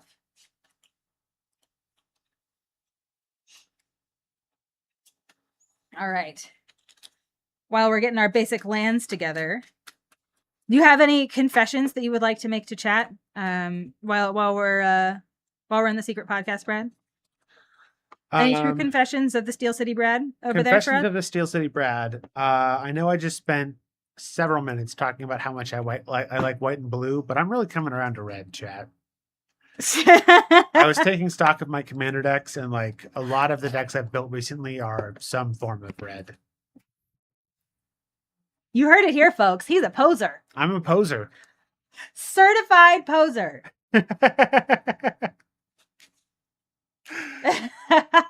Now, I think part of that is when we first really got into Commander, every commander that interested me was blue. Okay. And it wasn't I was blue is the best color, therefore I'm going to only build decks that have blue in them. It was just as I was surveying, when I would see a legendary creature, the ones that really jumped out at me is this is cool, I'll build a deck around this. We're all blue. And I think now that I have really sat in the game for a while, I'm man, I've been missing out on red. Red is cool. Red is fun. Yeah. Okay. Thor says, I get to introduce T-Monster to Slivers. Blue Slivers. Oh no. Poor T. Chat won't let it not be 50-50. I think that's Alex. I think that's Abe Astecki over there playing the numbers game. Not blue slivers, just everything slivers. You were laughing at blue. I understand. I was like, blue slivers? That is That is some secret sauce that to which I am not accustomed, but I trust you and believe in you. Mono blue slivers. All right, our friends are on vacation. Thank you so much for your emotional support, Fleem. We appreciate you. We are out of our ad break, and we are, I think, basically done with our prediction. Yep, just like we're a few more seconds. Okay. How did it shake out? All right, it's 53% in favor of Brad. Really? White and blue. Okay. All right. Alex is very Team Brad today. Yeah. Very Team Brad. Very Derek. No, I'm just kidding. Oh, we watched The Good Place this past weekend. Was it this past weekend? When did we do the finale? Was it yesterday? Yesterday, yeah. Oh my gosh, we watched the finale yesterday. The Good Place is a great TV show. It's a great TV show. Good. The finale wrecked me, and it wrecks me every time. I will grant you that my breadth of knowledge of TV show finales is limited in the grand scope, but I will die on the hill that The Good Place has the best finale ever. I think it is one of the best television shows in modern television history. I think it is so good. It is so witty. It is so makes you think about the world, and I think Janet is one of the best characters that has ever been written for television. Anyway, I could sing the praises of The Good Place all the time, and it seems like some of you in chat can agree with me here. Yes. Something that might be perhaps a little bit less well known than The Good Place, but very similar to The Good Place. Man on the Inside. It's another Ted Danson show, and it features a lot of the people from The Good Place. A lot of the cast members from The Good Place you're going to see in... Especially season one. Season one is very good. Yeah. It turns out when Ted works on a show, he's just like, can I work with my friends, please? So, yeah. Man on the Inside is great. It's a Netflix show. It's so good. A lot of people think it's a crossover and continuation. That would be wild. If the main character's name was Michael Reelman, I would be like, yeah. Michael Reelman? Oh my gosh. But the main character's name is not Michael Reelman, but that's okay. That's all right. All right, Brad. We have the prediction done. I'm going to get my starting... Actually, no, I'm not going to look at my starting hand. You want to roll to see who goes first? Yeah, we have these big chunky dice we got from Nerd Gear. These are... they don't say that they're bouncy or that they're like rubbery on their website because they're made of silicone, but these are like super balls. When I tell you I could ruin my technological setup here by throwing this, but these are very cool. And they sell them on their website at Nerd Gear, which is very cool. Right? I know. Hold on. Let me see here. If I think I might be able to... Hold on. I think that is the right link. Let me double check and make sure. Yes. And you should be able to get 10% off with that link, I think, as well. But yeah, absolutely. It is very cool. It's like one of my favorite little doodads. Anyway. All right. Did you roll? I have an 8. I did roll and I just forgot what it was. Sorry. That was not a very good roll. It keeps rolling off the playmat. Steph's cheating. I'm bad at this. Steph's cheating. I got a 1. I'm not very good at cheating if I'm cheating. You get to go first. I'm going to keep this starter.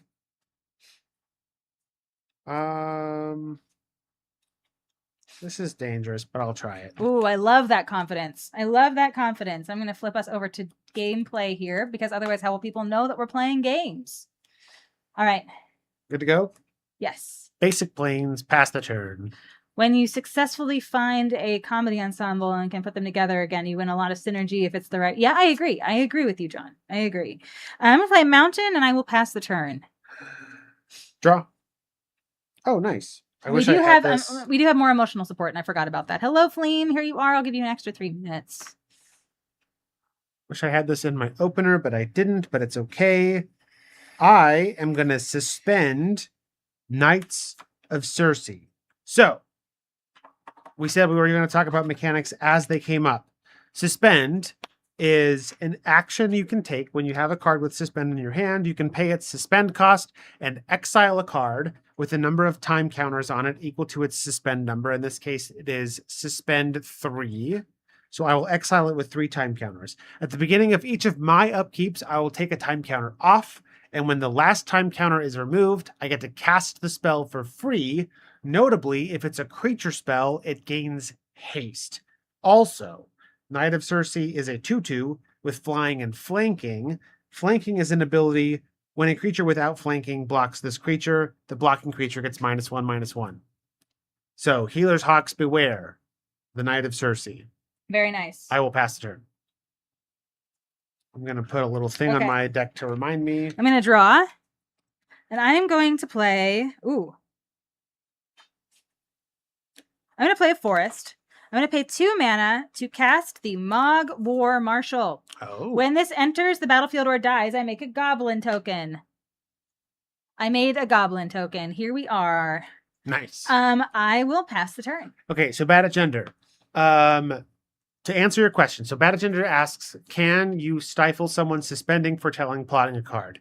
The answer to your question is no, right? Suspending is spending, foretelling, or plotting a card is a special action, not a trigger. So if you're not familiar, Stifle is an instant that counters an activated or triggered ability.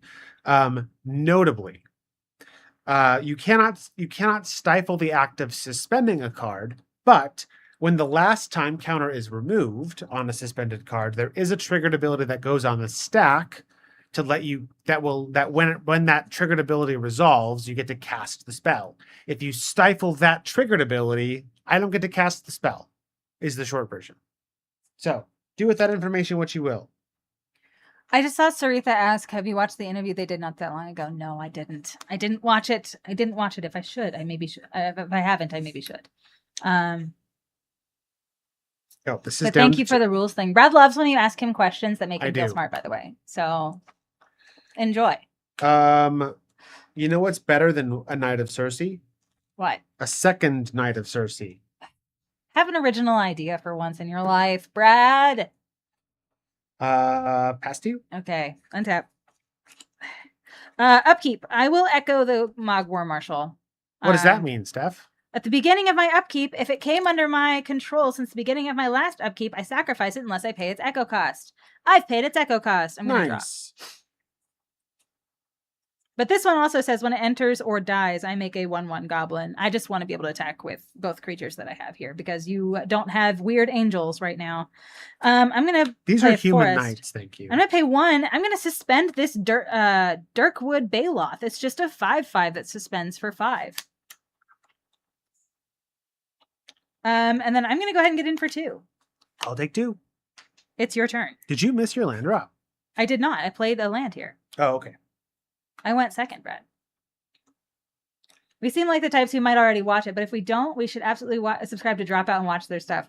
Yeah, so we don't subscribe to Dropout yet, but there's a show that we're watching, and there's a show that we're going to be watching as of tomorrow. The new season there's a show called Silo on Apple TV that is coming out. And so once we're done with that and we're done watching Silo, the new season of Silo, we're going to cancel our Apple, and then we're going to get Dropout. That's the plan. Yeah. Silo is so good. It premieres on Friday. I'm sorry, not tomorrow, Friday. Premieres on Friday.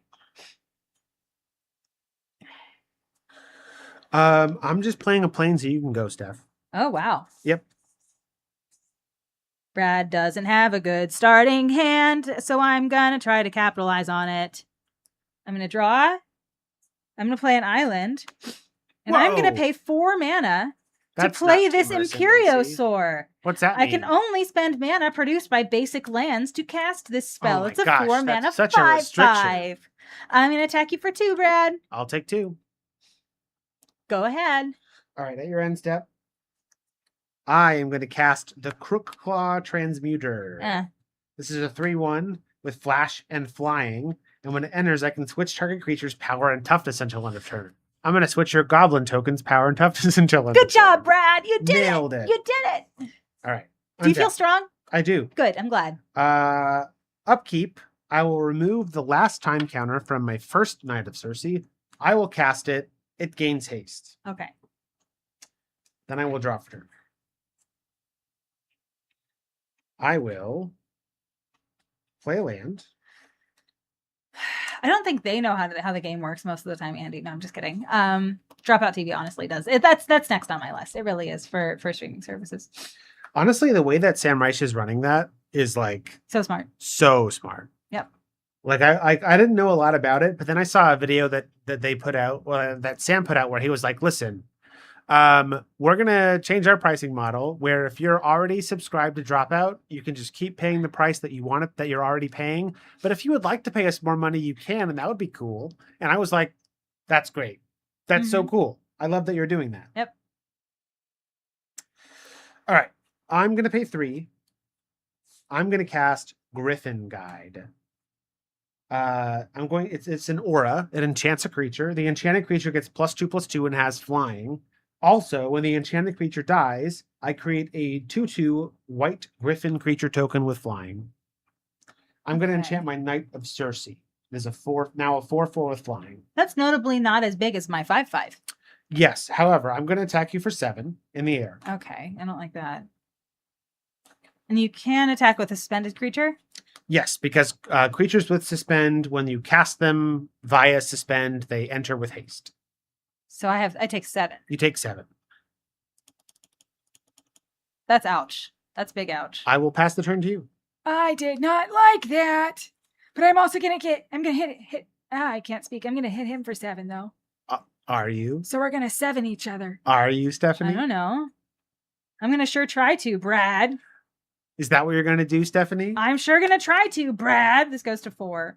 Oh, wait. This actually should be at 3. I apologize. This went down because I played the Imperasaur last turn, and then this should be at 3 now. You got to get a little Infinidisk and write sus on it. No, I will have instead this die that looks like a chicken face. That's a good alternative. So it's funny because this is the 6 side, right? But then there's the 2 side. There's the 4 side, which is a wing. There's the 5 side, which is its tail feather. The 3 side, which is its other wing. And then the 1 side, which is its little butthole. It's great. We love it. Anyway, I would like to go to combat. I would love this for you. I would like to attack you for 7 because I think you're bluffing. What if instead of your 5/5, I gave you a monkey? I'm casting Pongify, which is an instant. Destroy target creature. Destroy target creature. It can't be regenerated. Its controller creates a 3/3 green ape creature token. I would like to target your 5/5. I resent you. You mean you love me? That's not what I said. I'm just saying. Monkey. On the last stream, we were celebrating our anniversary, and it was right. All that love. Was then. This is now, Brad. Oh, okay. So I don't know. Monkeys have spirals in their ears, right? They have like these things, and then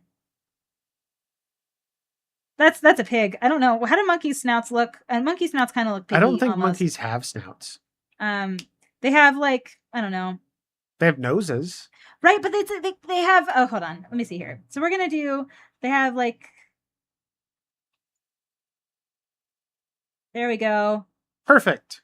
There we go. And then they have like little bodies and like arms. And yes, monkeys do have arms. And they have legs too. Yes, this is true. But they have like little grabbies on their legs, right? So they don't. It's not. You mean not toes? Just, well, but they grab stuff. They're. Anyway. Yeah, with their toes. We have This is a 3/3. That was an adventure. Thank you for going on that adventure with me. We have a 3/3 monkey here. Great. So I'm attacking you for 2. I'll take 2. That's right, you will. I'm going to pay 5 for the Kilden Halberd. Wow, that was hard. I'm going to do that one more time. Halberdier. He's wielding a halberd, and so he is a halberdier. Halberdier. Yep. That one. Halberdier sounds better. That's the best one that I think I've come up with. That's good, so yeah. We're going to run with that. I'm going to pass the turn. Little grabbies on their legs. I did ace biology. Thank you so much, Bad at Gender. All right. Upkeep. I will cast my second Knight of Circe. So I don't need this anymore, and then we will draw. Halberdier, I hardly know her. Okay. All right. So none of your creatures have flying, yeah? No, they don't, Brad. All right. I'll attack you for 4. Yeah. 7, 9 in the air. I go down to 4. We're flying over here, chat. And then I will pay 5. And I will cast the Castle Raptors. This is a bird soldier. It's a 3/3 with flying. As long as it's untapped, it gets +0/+2. So currently a 3/5. I will pass to you. A 3/5. Yes. I believe this is the part of the stream where you proceed to the rollover and die step. Well, if you keep playing creatures I can't interact with, maybe. Gosh. I can... Oh my gosh, Alex. Huh? There's a card called Castle. That's just untapped creatures you control get +0/+2. Thus, the Castle Raptors gets +0/+2 while it's untapped. Okay. Thank you, Alex. I appreciate the education. Okay. All right. Oh, yeah, the exclamation point card. Yeah. You can also, I think you can do exclamation point price, and I think you can also do exclamation point roll if you need to, like, roll a die for something. Like, roll D4, roll something. Yeah, anyway. So here's what I've got, chat, or what I don't got. So I'm going to play a land here, and then I have the following things in my hand. I have Thallid Germinator, which gives me... I can get a spore counter on him at the beginning of my turn, and I can remove 3 spore counters to make a Sapperling. He's a 2/2. That's way too slow. I've got the Kavu Primarch, which has... It's a 4-drop. It has Convoke, and it has Kicker. If it was kicked, it enters with 4+1/+1 counters on it. Would have been good maybe a little earlier. And the Orcish Cannonade, which mostly kills me and draws a card, but also kills one of his guys. So I think what I'm going to do, we're going to play to our outs here. Mostly dead is not the same as all dead. I learned this from the Princess Bride. So I would like to deal 2 damage to your flyer over there. You're the one on the right? This one? The one that I can kill with this. This is the 3/1. Is there one that I can... Yeah. Yeah, so I'll kill that one. This is the greatest power that you can kill. Yeah. I'll take 3. And I will draw a card. Well, I did find a thing, and that thing is a Reachy Death Toucher, but that doesn't save me. So you win this round. Yeah. What if I just played a bunch of creatures? I'm going to be honest, chat. It's all I needed after Sunday. You just needed a win. I just needed to feel like I could win. That. Yeah. Also, John, Sithis Velocity is such a dumb, fun Chantress brawler. I'm going to pretend like I know what those words mean. I recognize Sithis. I'm assuming Fun Chantress is fun and Enchantress. Brawler, probably a reference to the Brawl format. I don't know what velocity means. But it sounds like you're having a good time, and I love that for you. You don't know what velocity means? You're an engineer. I don't know what velocity means. Don't you specialize in kinematics? I don't know what the velocity means in the context of Magic the Gathering. I just wanted to be stupid, and I think I succeeded. Like, for example, there's a card called Escape Velocity, but that's a red card, which you could play in a Sithis Brawl deck, because Sithis is white and green. I see. All right, I'm going to do some shuffling here. We're going to run a quick ad while I'm shuffling, because it's not super important, but we can do some bantering while this is happening. But then that way we'll just have fewer ads later, and that'll be nice. But we are in the secret podcast now, so if you're listening, you're subscribed, and I appreciate you for doing that. Thank you for supporting us. Yeah, this is fun. Even though Brad kicked my butt last game, even though I had bigger dinosaurs than he did, flying wins games. Yeah, and also Pongify. Like, having 9 copies of Pongify in your limited pool is probably helpful. That's basically what I said. That is basically what I said. Low curve cost reduction stuff.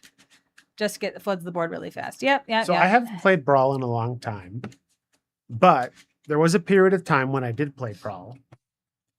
And the deck that I was playing was Linvala Shield of Seagate. I will use card Linvala Shield. I don't know if that's going to work.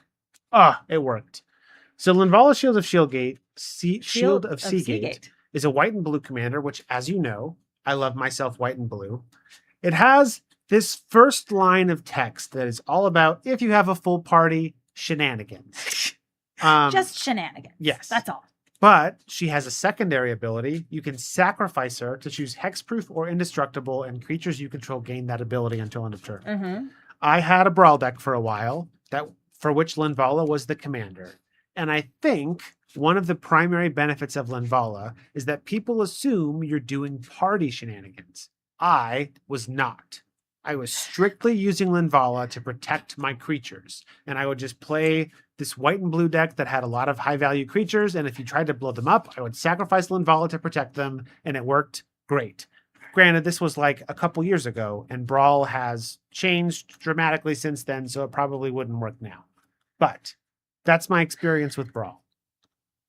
On Arena, I prefer to play Draft or Standard. I need to Also, mulligan this. our emotional support friends can go back to nap time. Yes, thank you so much for your emotional support, Fleem. We appreciate you. I'm on my first mulligan. Don't love it. Don't love it. Don't love it.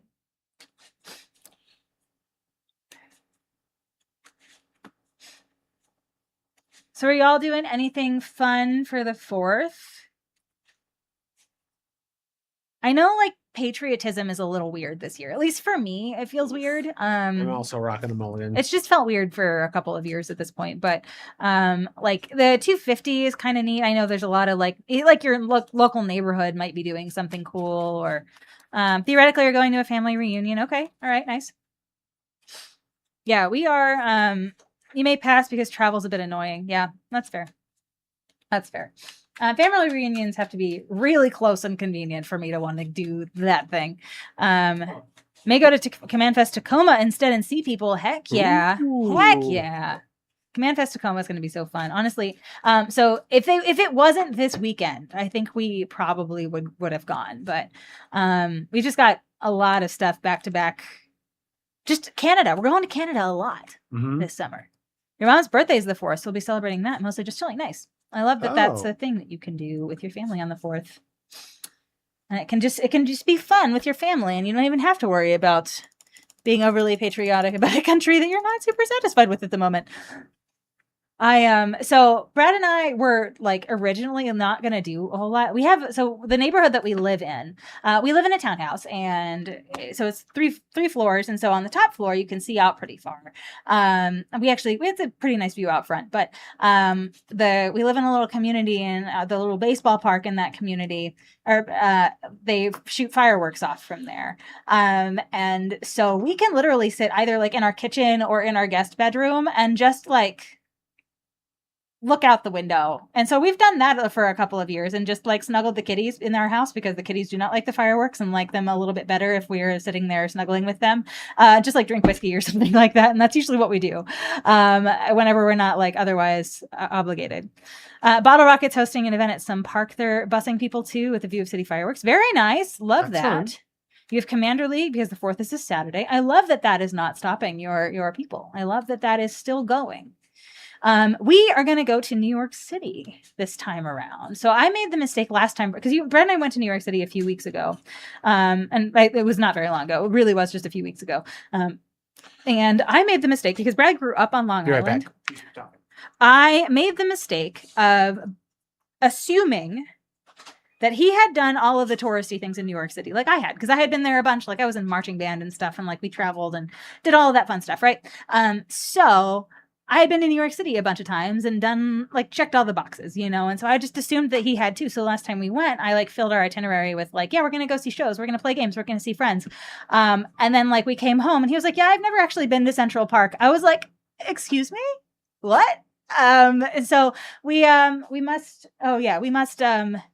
go back through and do all the touristy things. So we're going to do that. And then we're really doing it up. I bought tickets and they were outrageously priced. But I bought tickets for us to see fireworks at the top of Rockefeller Center, which will be really fun. Mm-hmm. I'm very excited about that. And we have, on the topic of patriotism feeling a little bit weird, we bought special shirts. We did. It says Stars and Stripes and Human Rights. And on the back, it goes 250 years, still working on a variety of things, including women's rights, LGBTQ plus rights, trans rights, voting rights, reproductive rights, racial equality, economic justice. There's a whole long list. So we each have a version of this shirt that we are going to be wearing to the event, so that we can, we can go and have fun. Like we're dressed appropriately. Yeah, right. Exactly. And we're not being complete sticks in the mud, but also, yeah. That, like, so anyway. We are excited, or we would be more excited about the United States of America if we sucked a little bit less. If some of these things were, not a thing that we needed to worry about. Yeah, we're a reality. Yeah. But yeah, we're happy about those, and so I didn't own anything patriotic, and so that's the extent of it. I have a hand that I don't mind. I have a hand that is maybe passable. Okay, that sounds really wonderful. I'm so happy for you. I'm gonna play a mountain and pass the turn. Draw. Island, pass. If that list seemed less like aspirational content, I know exactly. Yeah, I would feel better if that was just something that was a given, right? Like, yeah, anyway. Mog War Marshal, there he is. He enters with a friend, and I will pass the turn. Draw. Your wife had the pleasure of visiting our nation's capital before the circus moved into town. It was good. So Washington, D.C. in the past has been lovely. Right now, there's a stupid ass literal carnival happening there that nobody is going to, with a Ferris wheel that doesn't really work and like really poorly put together exhibits for all of the states. It's like a huge embarrassment. And a carnival for 6 people. Yeah. Mm-hmm. Anyway, and like there's like this like really shoddily put together like mini monument that's like an example of like the monument, the literal monument to Trump's hubris that he wants to install in our nation's capital. And like, anyway, so there's a bunch of crap that's going on there.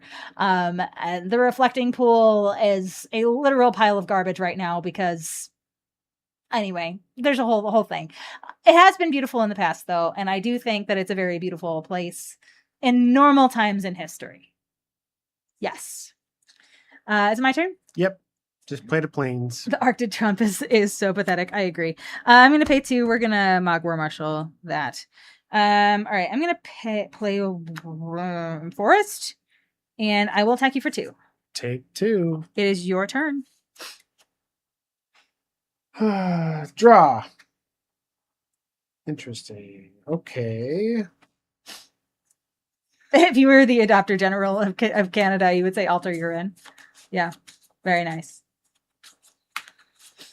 I'm going to play Kosi's Trickster. This is, for all intents and purposes, a 2/1.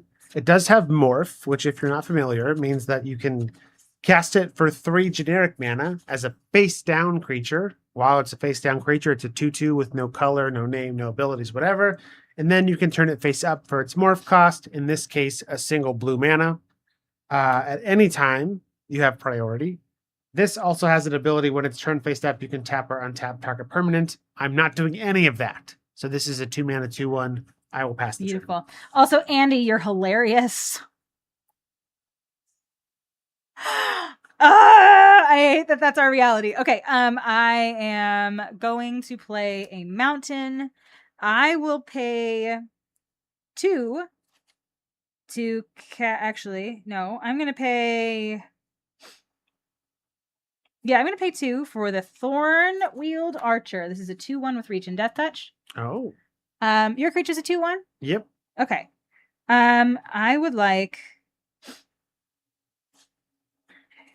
to then pay 2 and cast Edge of Autumn. If I control 4 or fewer lands, I do. I search my library for a basic land card and put it on the battlefield tapped and then shuffle my library. I'm going to search for an island. All right. Brad, I have 2 1/1s attacking you. Take 2. It's your turn. All right. Untap. Draw. If you were at a family reunion with more conservative members of your dad's side, it actually happened, it would be amazing. Wow. Yeah. That would be a wild time for that to occur. Would be a wild time indeed. Okay. I am suspending this Shade of Trocare. It is 1/2. It has suspend 3 for white mana. And it has an activated ability. I can pay a white to give it +1/+1 until end of turn. I will. How big is your creature stuff? It's a 2/1 with reach and death touch. Okay. I'm going to attack you with this 2/1 that has neither reach nor death touch. Okay, I'm going to take 2. All right. Pass to you. Okay, untap.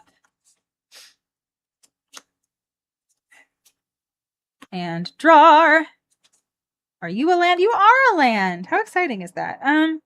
Okay, so if I do this and I pay 4 and I kick 1, 2, 3, 4, I can play the Kavu Primarch. Whoa. And it enters with 4/1/1 counters on it because I kicked it and Wow. convoked it.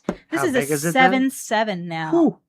Pongify that, Brad, and you probably will. I'm going to attack you for 2. Oh, you mother... You're not even going to give me a chance with it. I mean, you taunted me. You are said I had Of course to, I taunted so. you. Have you met me? Oh, gosh. Anyway, I have a 2/1 coming at you. I'll take 2. That's right. Go ahead. You'll keep the whiskey available just in case. Yeah, that's fair. That's fair. Land. Okay. Pay 3. Magwar Marshall, the MVP for me so far. It's a thing I can play on turn 2 that gives me 2 bodies. I don't mind it. I'm gonna play this the Griffin Guide. Yeah. So this gives it +2/+2 in flying, and when the enchanted creature dies, they make a 2/2 with flying. I will pass to you. Okay. Untap. So its stats are what? Currently it's a 4/3. Beautiful. Draw. Okay. I would like to go to combat. Yep. I would like to attack you with these things. 3/3/1/1/1/1. Let's block your 3/3. Love that. I will make a 2/2. I will take 2, and then I will make a 2/2 with flying. Okay. I will. Then second main. I'm going to pay 6. And I'm going to cast the Fire Main Kavu. Don't get too artistic on that one, because when this enters, I'm going to deal 2 damage to it. Fine. Fine. Your turn. It's a 4/2. It also has Echo for 6, and when it leaves the battlefield, I deal 4 damage to target creature. How much mana you got? 6. Oh, okay. Pass the turn. All right. I will pay the 6 so that it doesn't leave, and I will draw. Okay. Combat. Yep. 4, 5, 6, 7, 8. Take 8. Your turn. All right. I get my Shade of Trocare. Uh-huh. A 1/2 with kind of shade breathing. I will draw. Oof. That's what I like to hear. Attack for 2. Okay, I'll take 2. Pass. All right. I will draw. Alex, I love how many cards you're just like putting in chat. Like we play a card and you're like, oh, here's a card that's related to that. I love this. Yeah. Okay. So I'm gonna pay 6. Actually, no, I'm not. I'm gonna go to combat. We're gonna attack you for 4. Do an echo, or did you do echo last turn? I did echo last turn. Okay. 4, 5, 6, 7, 8, please. Hey, Angel's Grace. Okay. So this is an instant. It has split second, which means that for as long as this is on the stack, no one can cast spells or activate abilities that aren't mana abilities. So this spell is going to resolve. It says, you can't lose the game this turn. Your opponents can't win the game this turn. Until end of turn, damage that would reduce your life total to less than 1 reduces it to 1 instead. Okay. So I will go to 1. Love that for you. I'm going to pay 6 mana, second main. I'm going to cast Battering Sliver. This is a 4/4, and it gives my Sliver's Trample. I will pass the turn. All right. Pongify that. This card's going to win me the game. Land. Can you take a Pass special the action turn. while the second card is... Yeah, the special actions don't use the stack. Yes, correct. Yeah, so it's split second is just As long as this spell is on the stack, players can't cast spells or activate abilities that aren't mana abilities. So you can like turn a morph creature face up or flip up a manifested creature or similar effects. Yeah. Now, Brad, I realized I made a mistake. What's that? I didn't wear glasses. And so, but if I did, I would be pushing them up right now and saying, is it time to move to the rollover and die step, Bradley? Maybe. I've got 4 mana. I know you do. But it's my turn? Yep. I'm gonna just do this and draw. Okay. I'm gonna pay 2. We're going to return your creature to your hand with Sting Scourger. That was your first mistake. That doesn't have flash, does it? Nope. Okay. Well, I'm gonna give my two-headed sliver menace. I'm gonna give my slivers menace with the two-headed sliver, and I'm gonna go to combat. Okay. I'll attack you with all of the guys. All right. Well, I'm going to return one of them to your hand. Bammo with Fencer. Proceed to die? And proceed to die, yeah. Go me! I love clapping for myself in these things. Nobody else is going to clap for me in this basement, so I may as well clap for myself, but I am very excited. Go me! Hooray! We're on an honest-to-goodness game 3, Brad, for the first time in like 3 in a streams, couple streams, yeah. Yeah. All right. We are almost... The drama is real. The drama is real. Okay, all right. I'm ready. I'm so ready. I don't know. It doesn't look like you have a starting hand yet. I'm talking about emotionally ready, Brett. I'm very emotionally ready to play this game. I need a game that's a lot like the first game. You mean like where you're handed every single flying creature in your entire deck? Right, exactly. And I can't interact with anything that you play? Yes. I would love it if that's how this game goes. Okay, all right. Well, it's nice to want, right? Yeah. It is, yeah. It's important to set goals for yourself. It is important to set goals. You're very right. You love pulling out a game where you don't think you have a chance because it gives you unrealistic expectations for the third game of the match. Yeah, Will Bender being able to change the target of a split-second removal was the biggest beating. Yep. Yeah, that was a big thing in our formative Commander years. It's always Will Bender unless it's always not. Will Bender. All right. Here we go. We're going to go with a normal-sized starting hand this time, I think. Struggling to shuffle over here. Maybe I think you need finger tentacles to help you. I don't know. I feel like that. Don't put that out there. I'm kidding. Also, I have another starting hand with Mog War Marshal, so I feel like I can't not take it. He's 50-50 right now for his starting performances. So I feel like we're doing well. In pre-modern, Morph is always Exalted Angel. All right. Well, John, that's not what I meant. Gosh darn it, John. All right, it's fine. Everything's fine. Nothing is wrong. I can totally do this with finger tentacles. I already shuffled my deck. I don't need to... Yeah, Steph, you really borked this for both of us. Did I what? You borked this for both of us. What do you mean? Oh, well... I knew as soon as I said the words tentacles, someone was going to redeem tentacles for you, and then someone else was going to redeem tentacles for me. Oh, so you prognosticated that entire chain of events. I didn't want to say it out loud because I figured that was going to increase the likelihood that it would happen, but I knew that was what was going to happen. I think he's just not as skilled as the finger tentacles as I am, and so he gets a little self-conscious whenever we both have them. I would like it put on the record that I fully believe, and if someone wants to do the research on this and prove me wrong, they're more than welcome to. But I have more experience with finger tentacles than Steph does. Do you? Yes. Okay. So you don't think I come downstairs during the day and just practice with these? I am very confident you do not do that. Yes.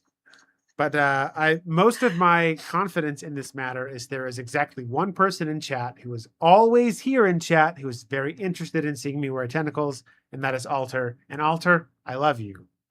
But the tentacles, come on. All right. I'm ready to play. Are you ready to play? I'm as ready as I'll ever be. All right. Well, you get to go first, Chiefy. All right.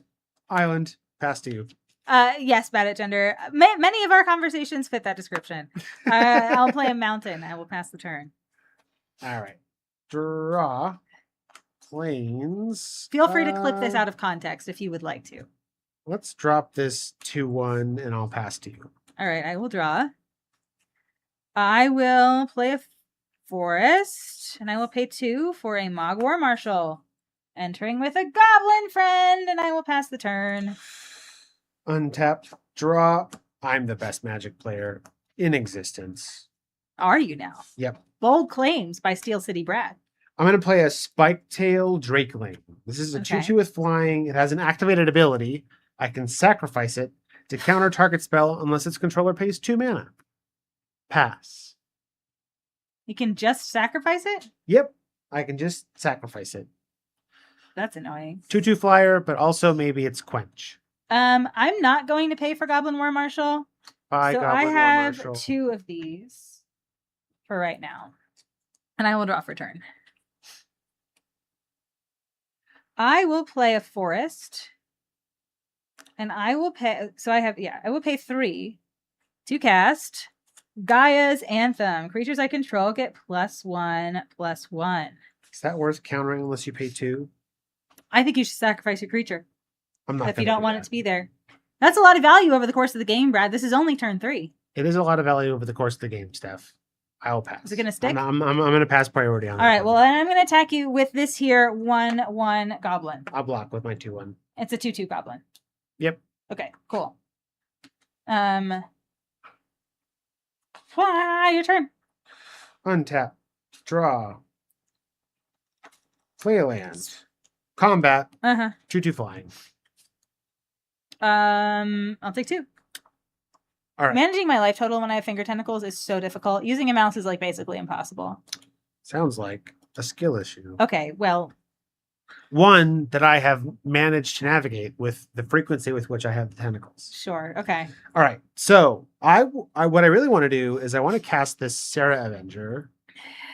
But it says I can't cast the spell during my first, second, or third turns of the game. But if I count my lands here, 1, 2, 3, 4. This is your 4th turn. That is how that works. I think we're square. So I have a 3/3 with flying and vigilance. Okay. Pass to you. Beautiful. All right, I will draw. Well, I need to untap first. And then draw. Okay, I'm not mad at that. I will play an island. And then you have, what are the stats on that? 3/3. Flying vigilance. I'm going to pay 4. And I'm going to cast this Penumbra Spider. That is a 2/4 reach. Man. But it is a 3/5 with reach. Gross. You have a bigger creature than my attackable creature. It's your turn. I'm sorry. Would you allow me to counter that unless you pay 2? Yes. Thanks. It was bait for that, and I was kind of sad that you didn't do it because I want to play my 6/6 monster or my really big monster without having to I see. spend my later turn. But well, as long as we're both okay with it. yeah, we're both great. Go ahead. All right. Untap. You're gonna do draw, the tentacle land tornado. That's what this is The called. tentacle tornado. We're doing a tentacle tornado. Wow. I don't know what I'm doing. I would like to attack you for 3 in the air. For 3 in the air, huh? Yep. That feels bad. That hurts. Pass to you.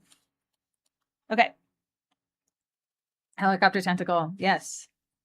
I was trying to think of an alliteration though, so tentacle tornado felt better. I will draw.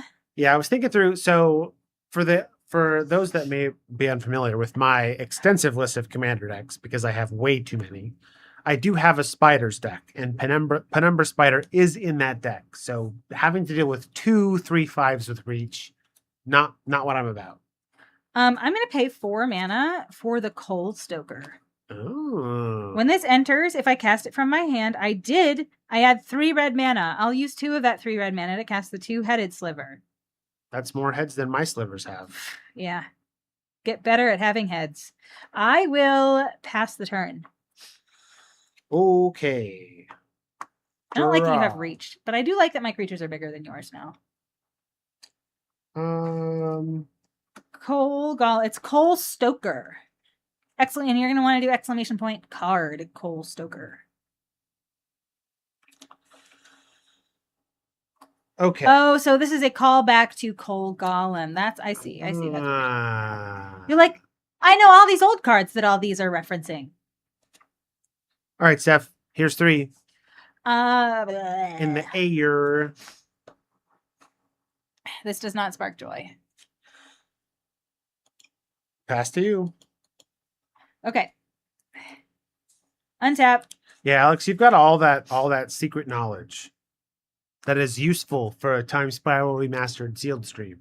Okay. I am going to go to combat. Yep. I would like to attack you with this 2/2 with menace. Okay. And with this 4/4.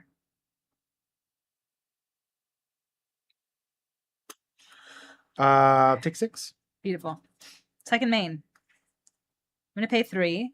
To cast the Thallid Germinator at the beginning of my upkeep, I get a spore counter on him. I can remove 3 spore counters from him to make a Saproling, and I can sack a Saproling to give target creature +1/+1 until the end of the turn. That's a lot of rigmarole. We're just going to probably make a Saproling every 3 turns. Maybe 1 Saproling total. It's going to be great. I wanted to say rigmarole. I will pass the turn. Rigmarole is a very Rigmarole is one of the best cards that you can say. Words that you can say. I can't brain right now, apparently. I still like you. I just didn't sleep last night. This is true. It was a whole thing. And I'm going to take advantage of that. I know. I would like to attack you for 3 once more. Yeah. Yeah, I'm going to take 3. I don't like that you don't have to tap your creature. I'm a big fan of how I don't have to tap my creature. I will pass to you.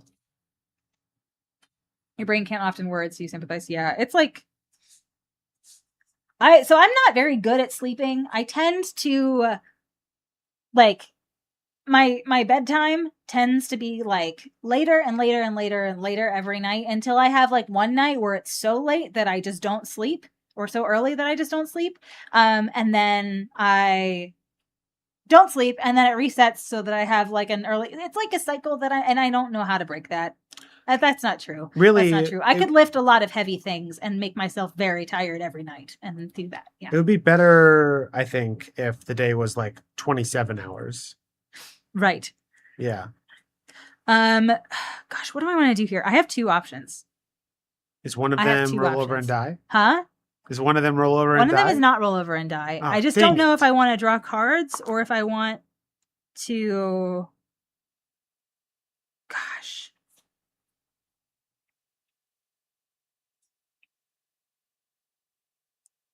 I think I need a... Okay, I have the Sentinel Wood Readers in my hand right now, and I have Battering Sliver. And I feel like Battering Sliver is probably better because it has more damage, and Brad's going to out-damage me here if I don't have that soon. So Battering Sliver says slivers have trample. And it's a 4/4, and by that I mean a 5/5. Oh. This has a spore counter. I would like... So you have a 3/3 over there? A 3/3. Okay. I have a 3/3, a 4/4, a 1/1 with menace. A 2/2? A 2/2 with menace. Yeah. Okay. I am going to cast my Angel of Salvation. That is going to cost me... I'm just going to play my bomb rare. It's going to be great. 7, 8 mana. Okay, so you have a 3/3, a 4/4, and a 2/2? Yeah, 2/2 has menace. Okay. I would like to... So when the Angel of Salvation enters the battlefield, prevent the next 5 damage that will be dealt to any number of targets divided as I choose. I would like for the target to be me. Okay. And then I would like for my Angel of Salvation to block your 4/4. Okay. So this dies, and then you don't take any damage. Correct. Wow, that was fun. I'm really glad that happened. I will pass the turn! How much damage do you have in the air? I have 8. That's not 9. Which is not 9. The math is not quite mathing. Draw. Flames. Combat. 8 in the air. I'll take 8. I'll go to 1.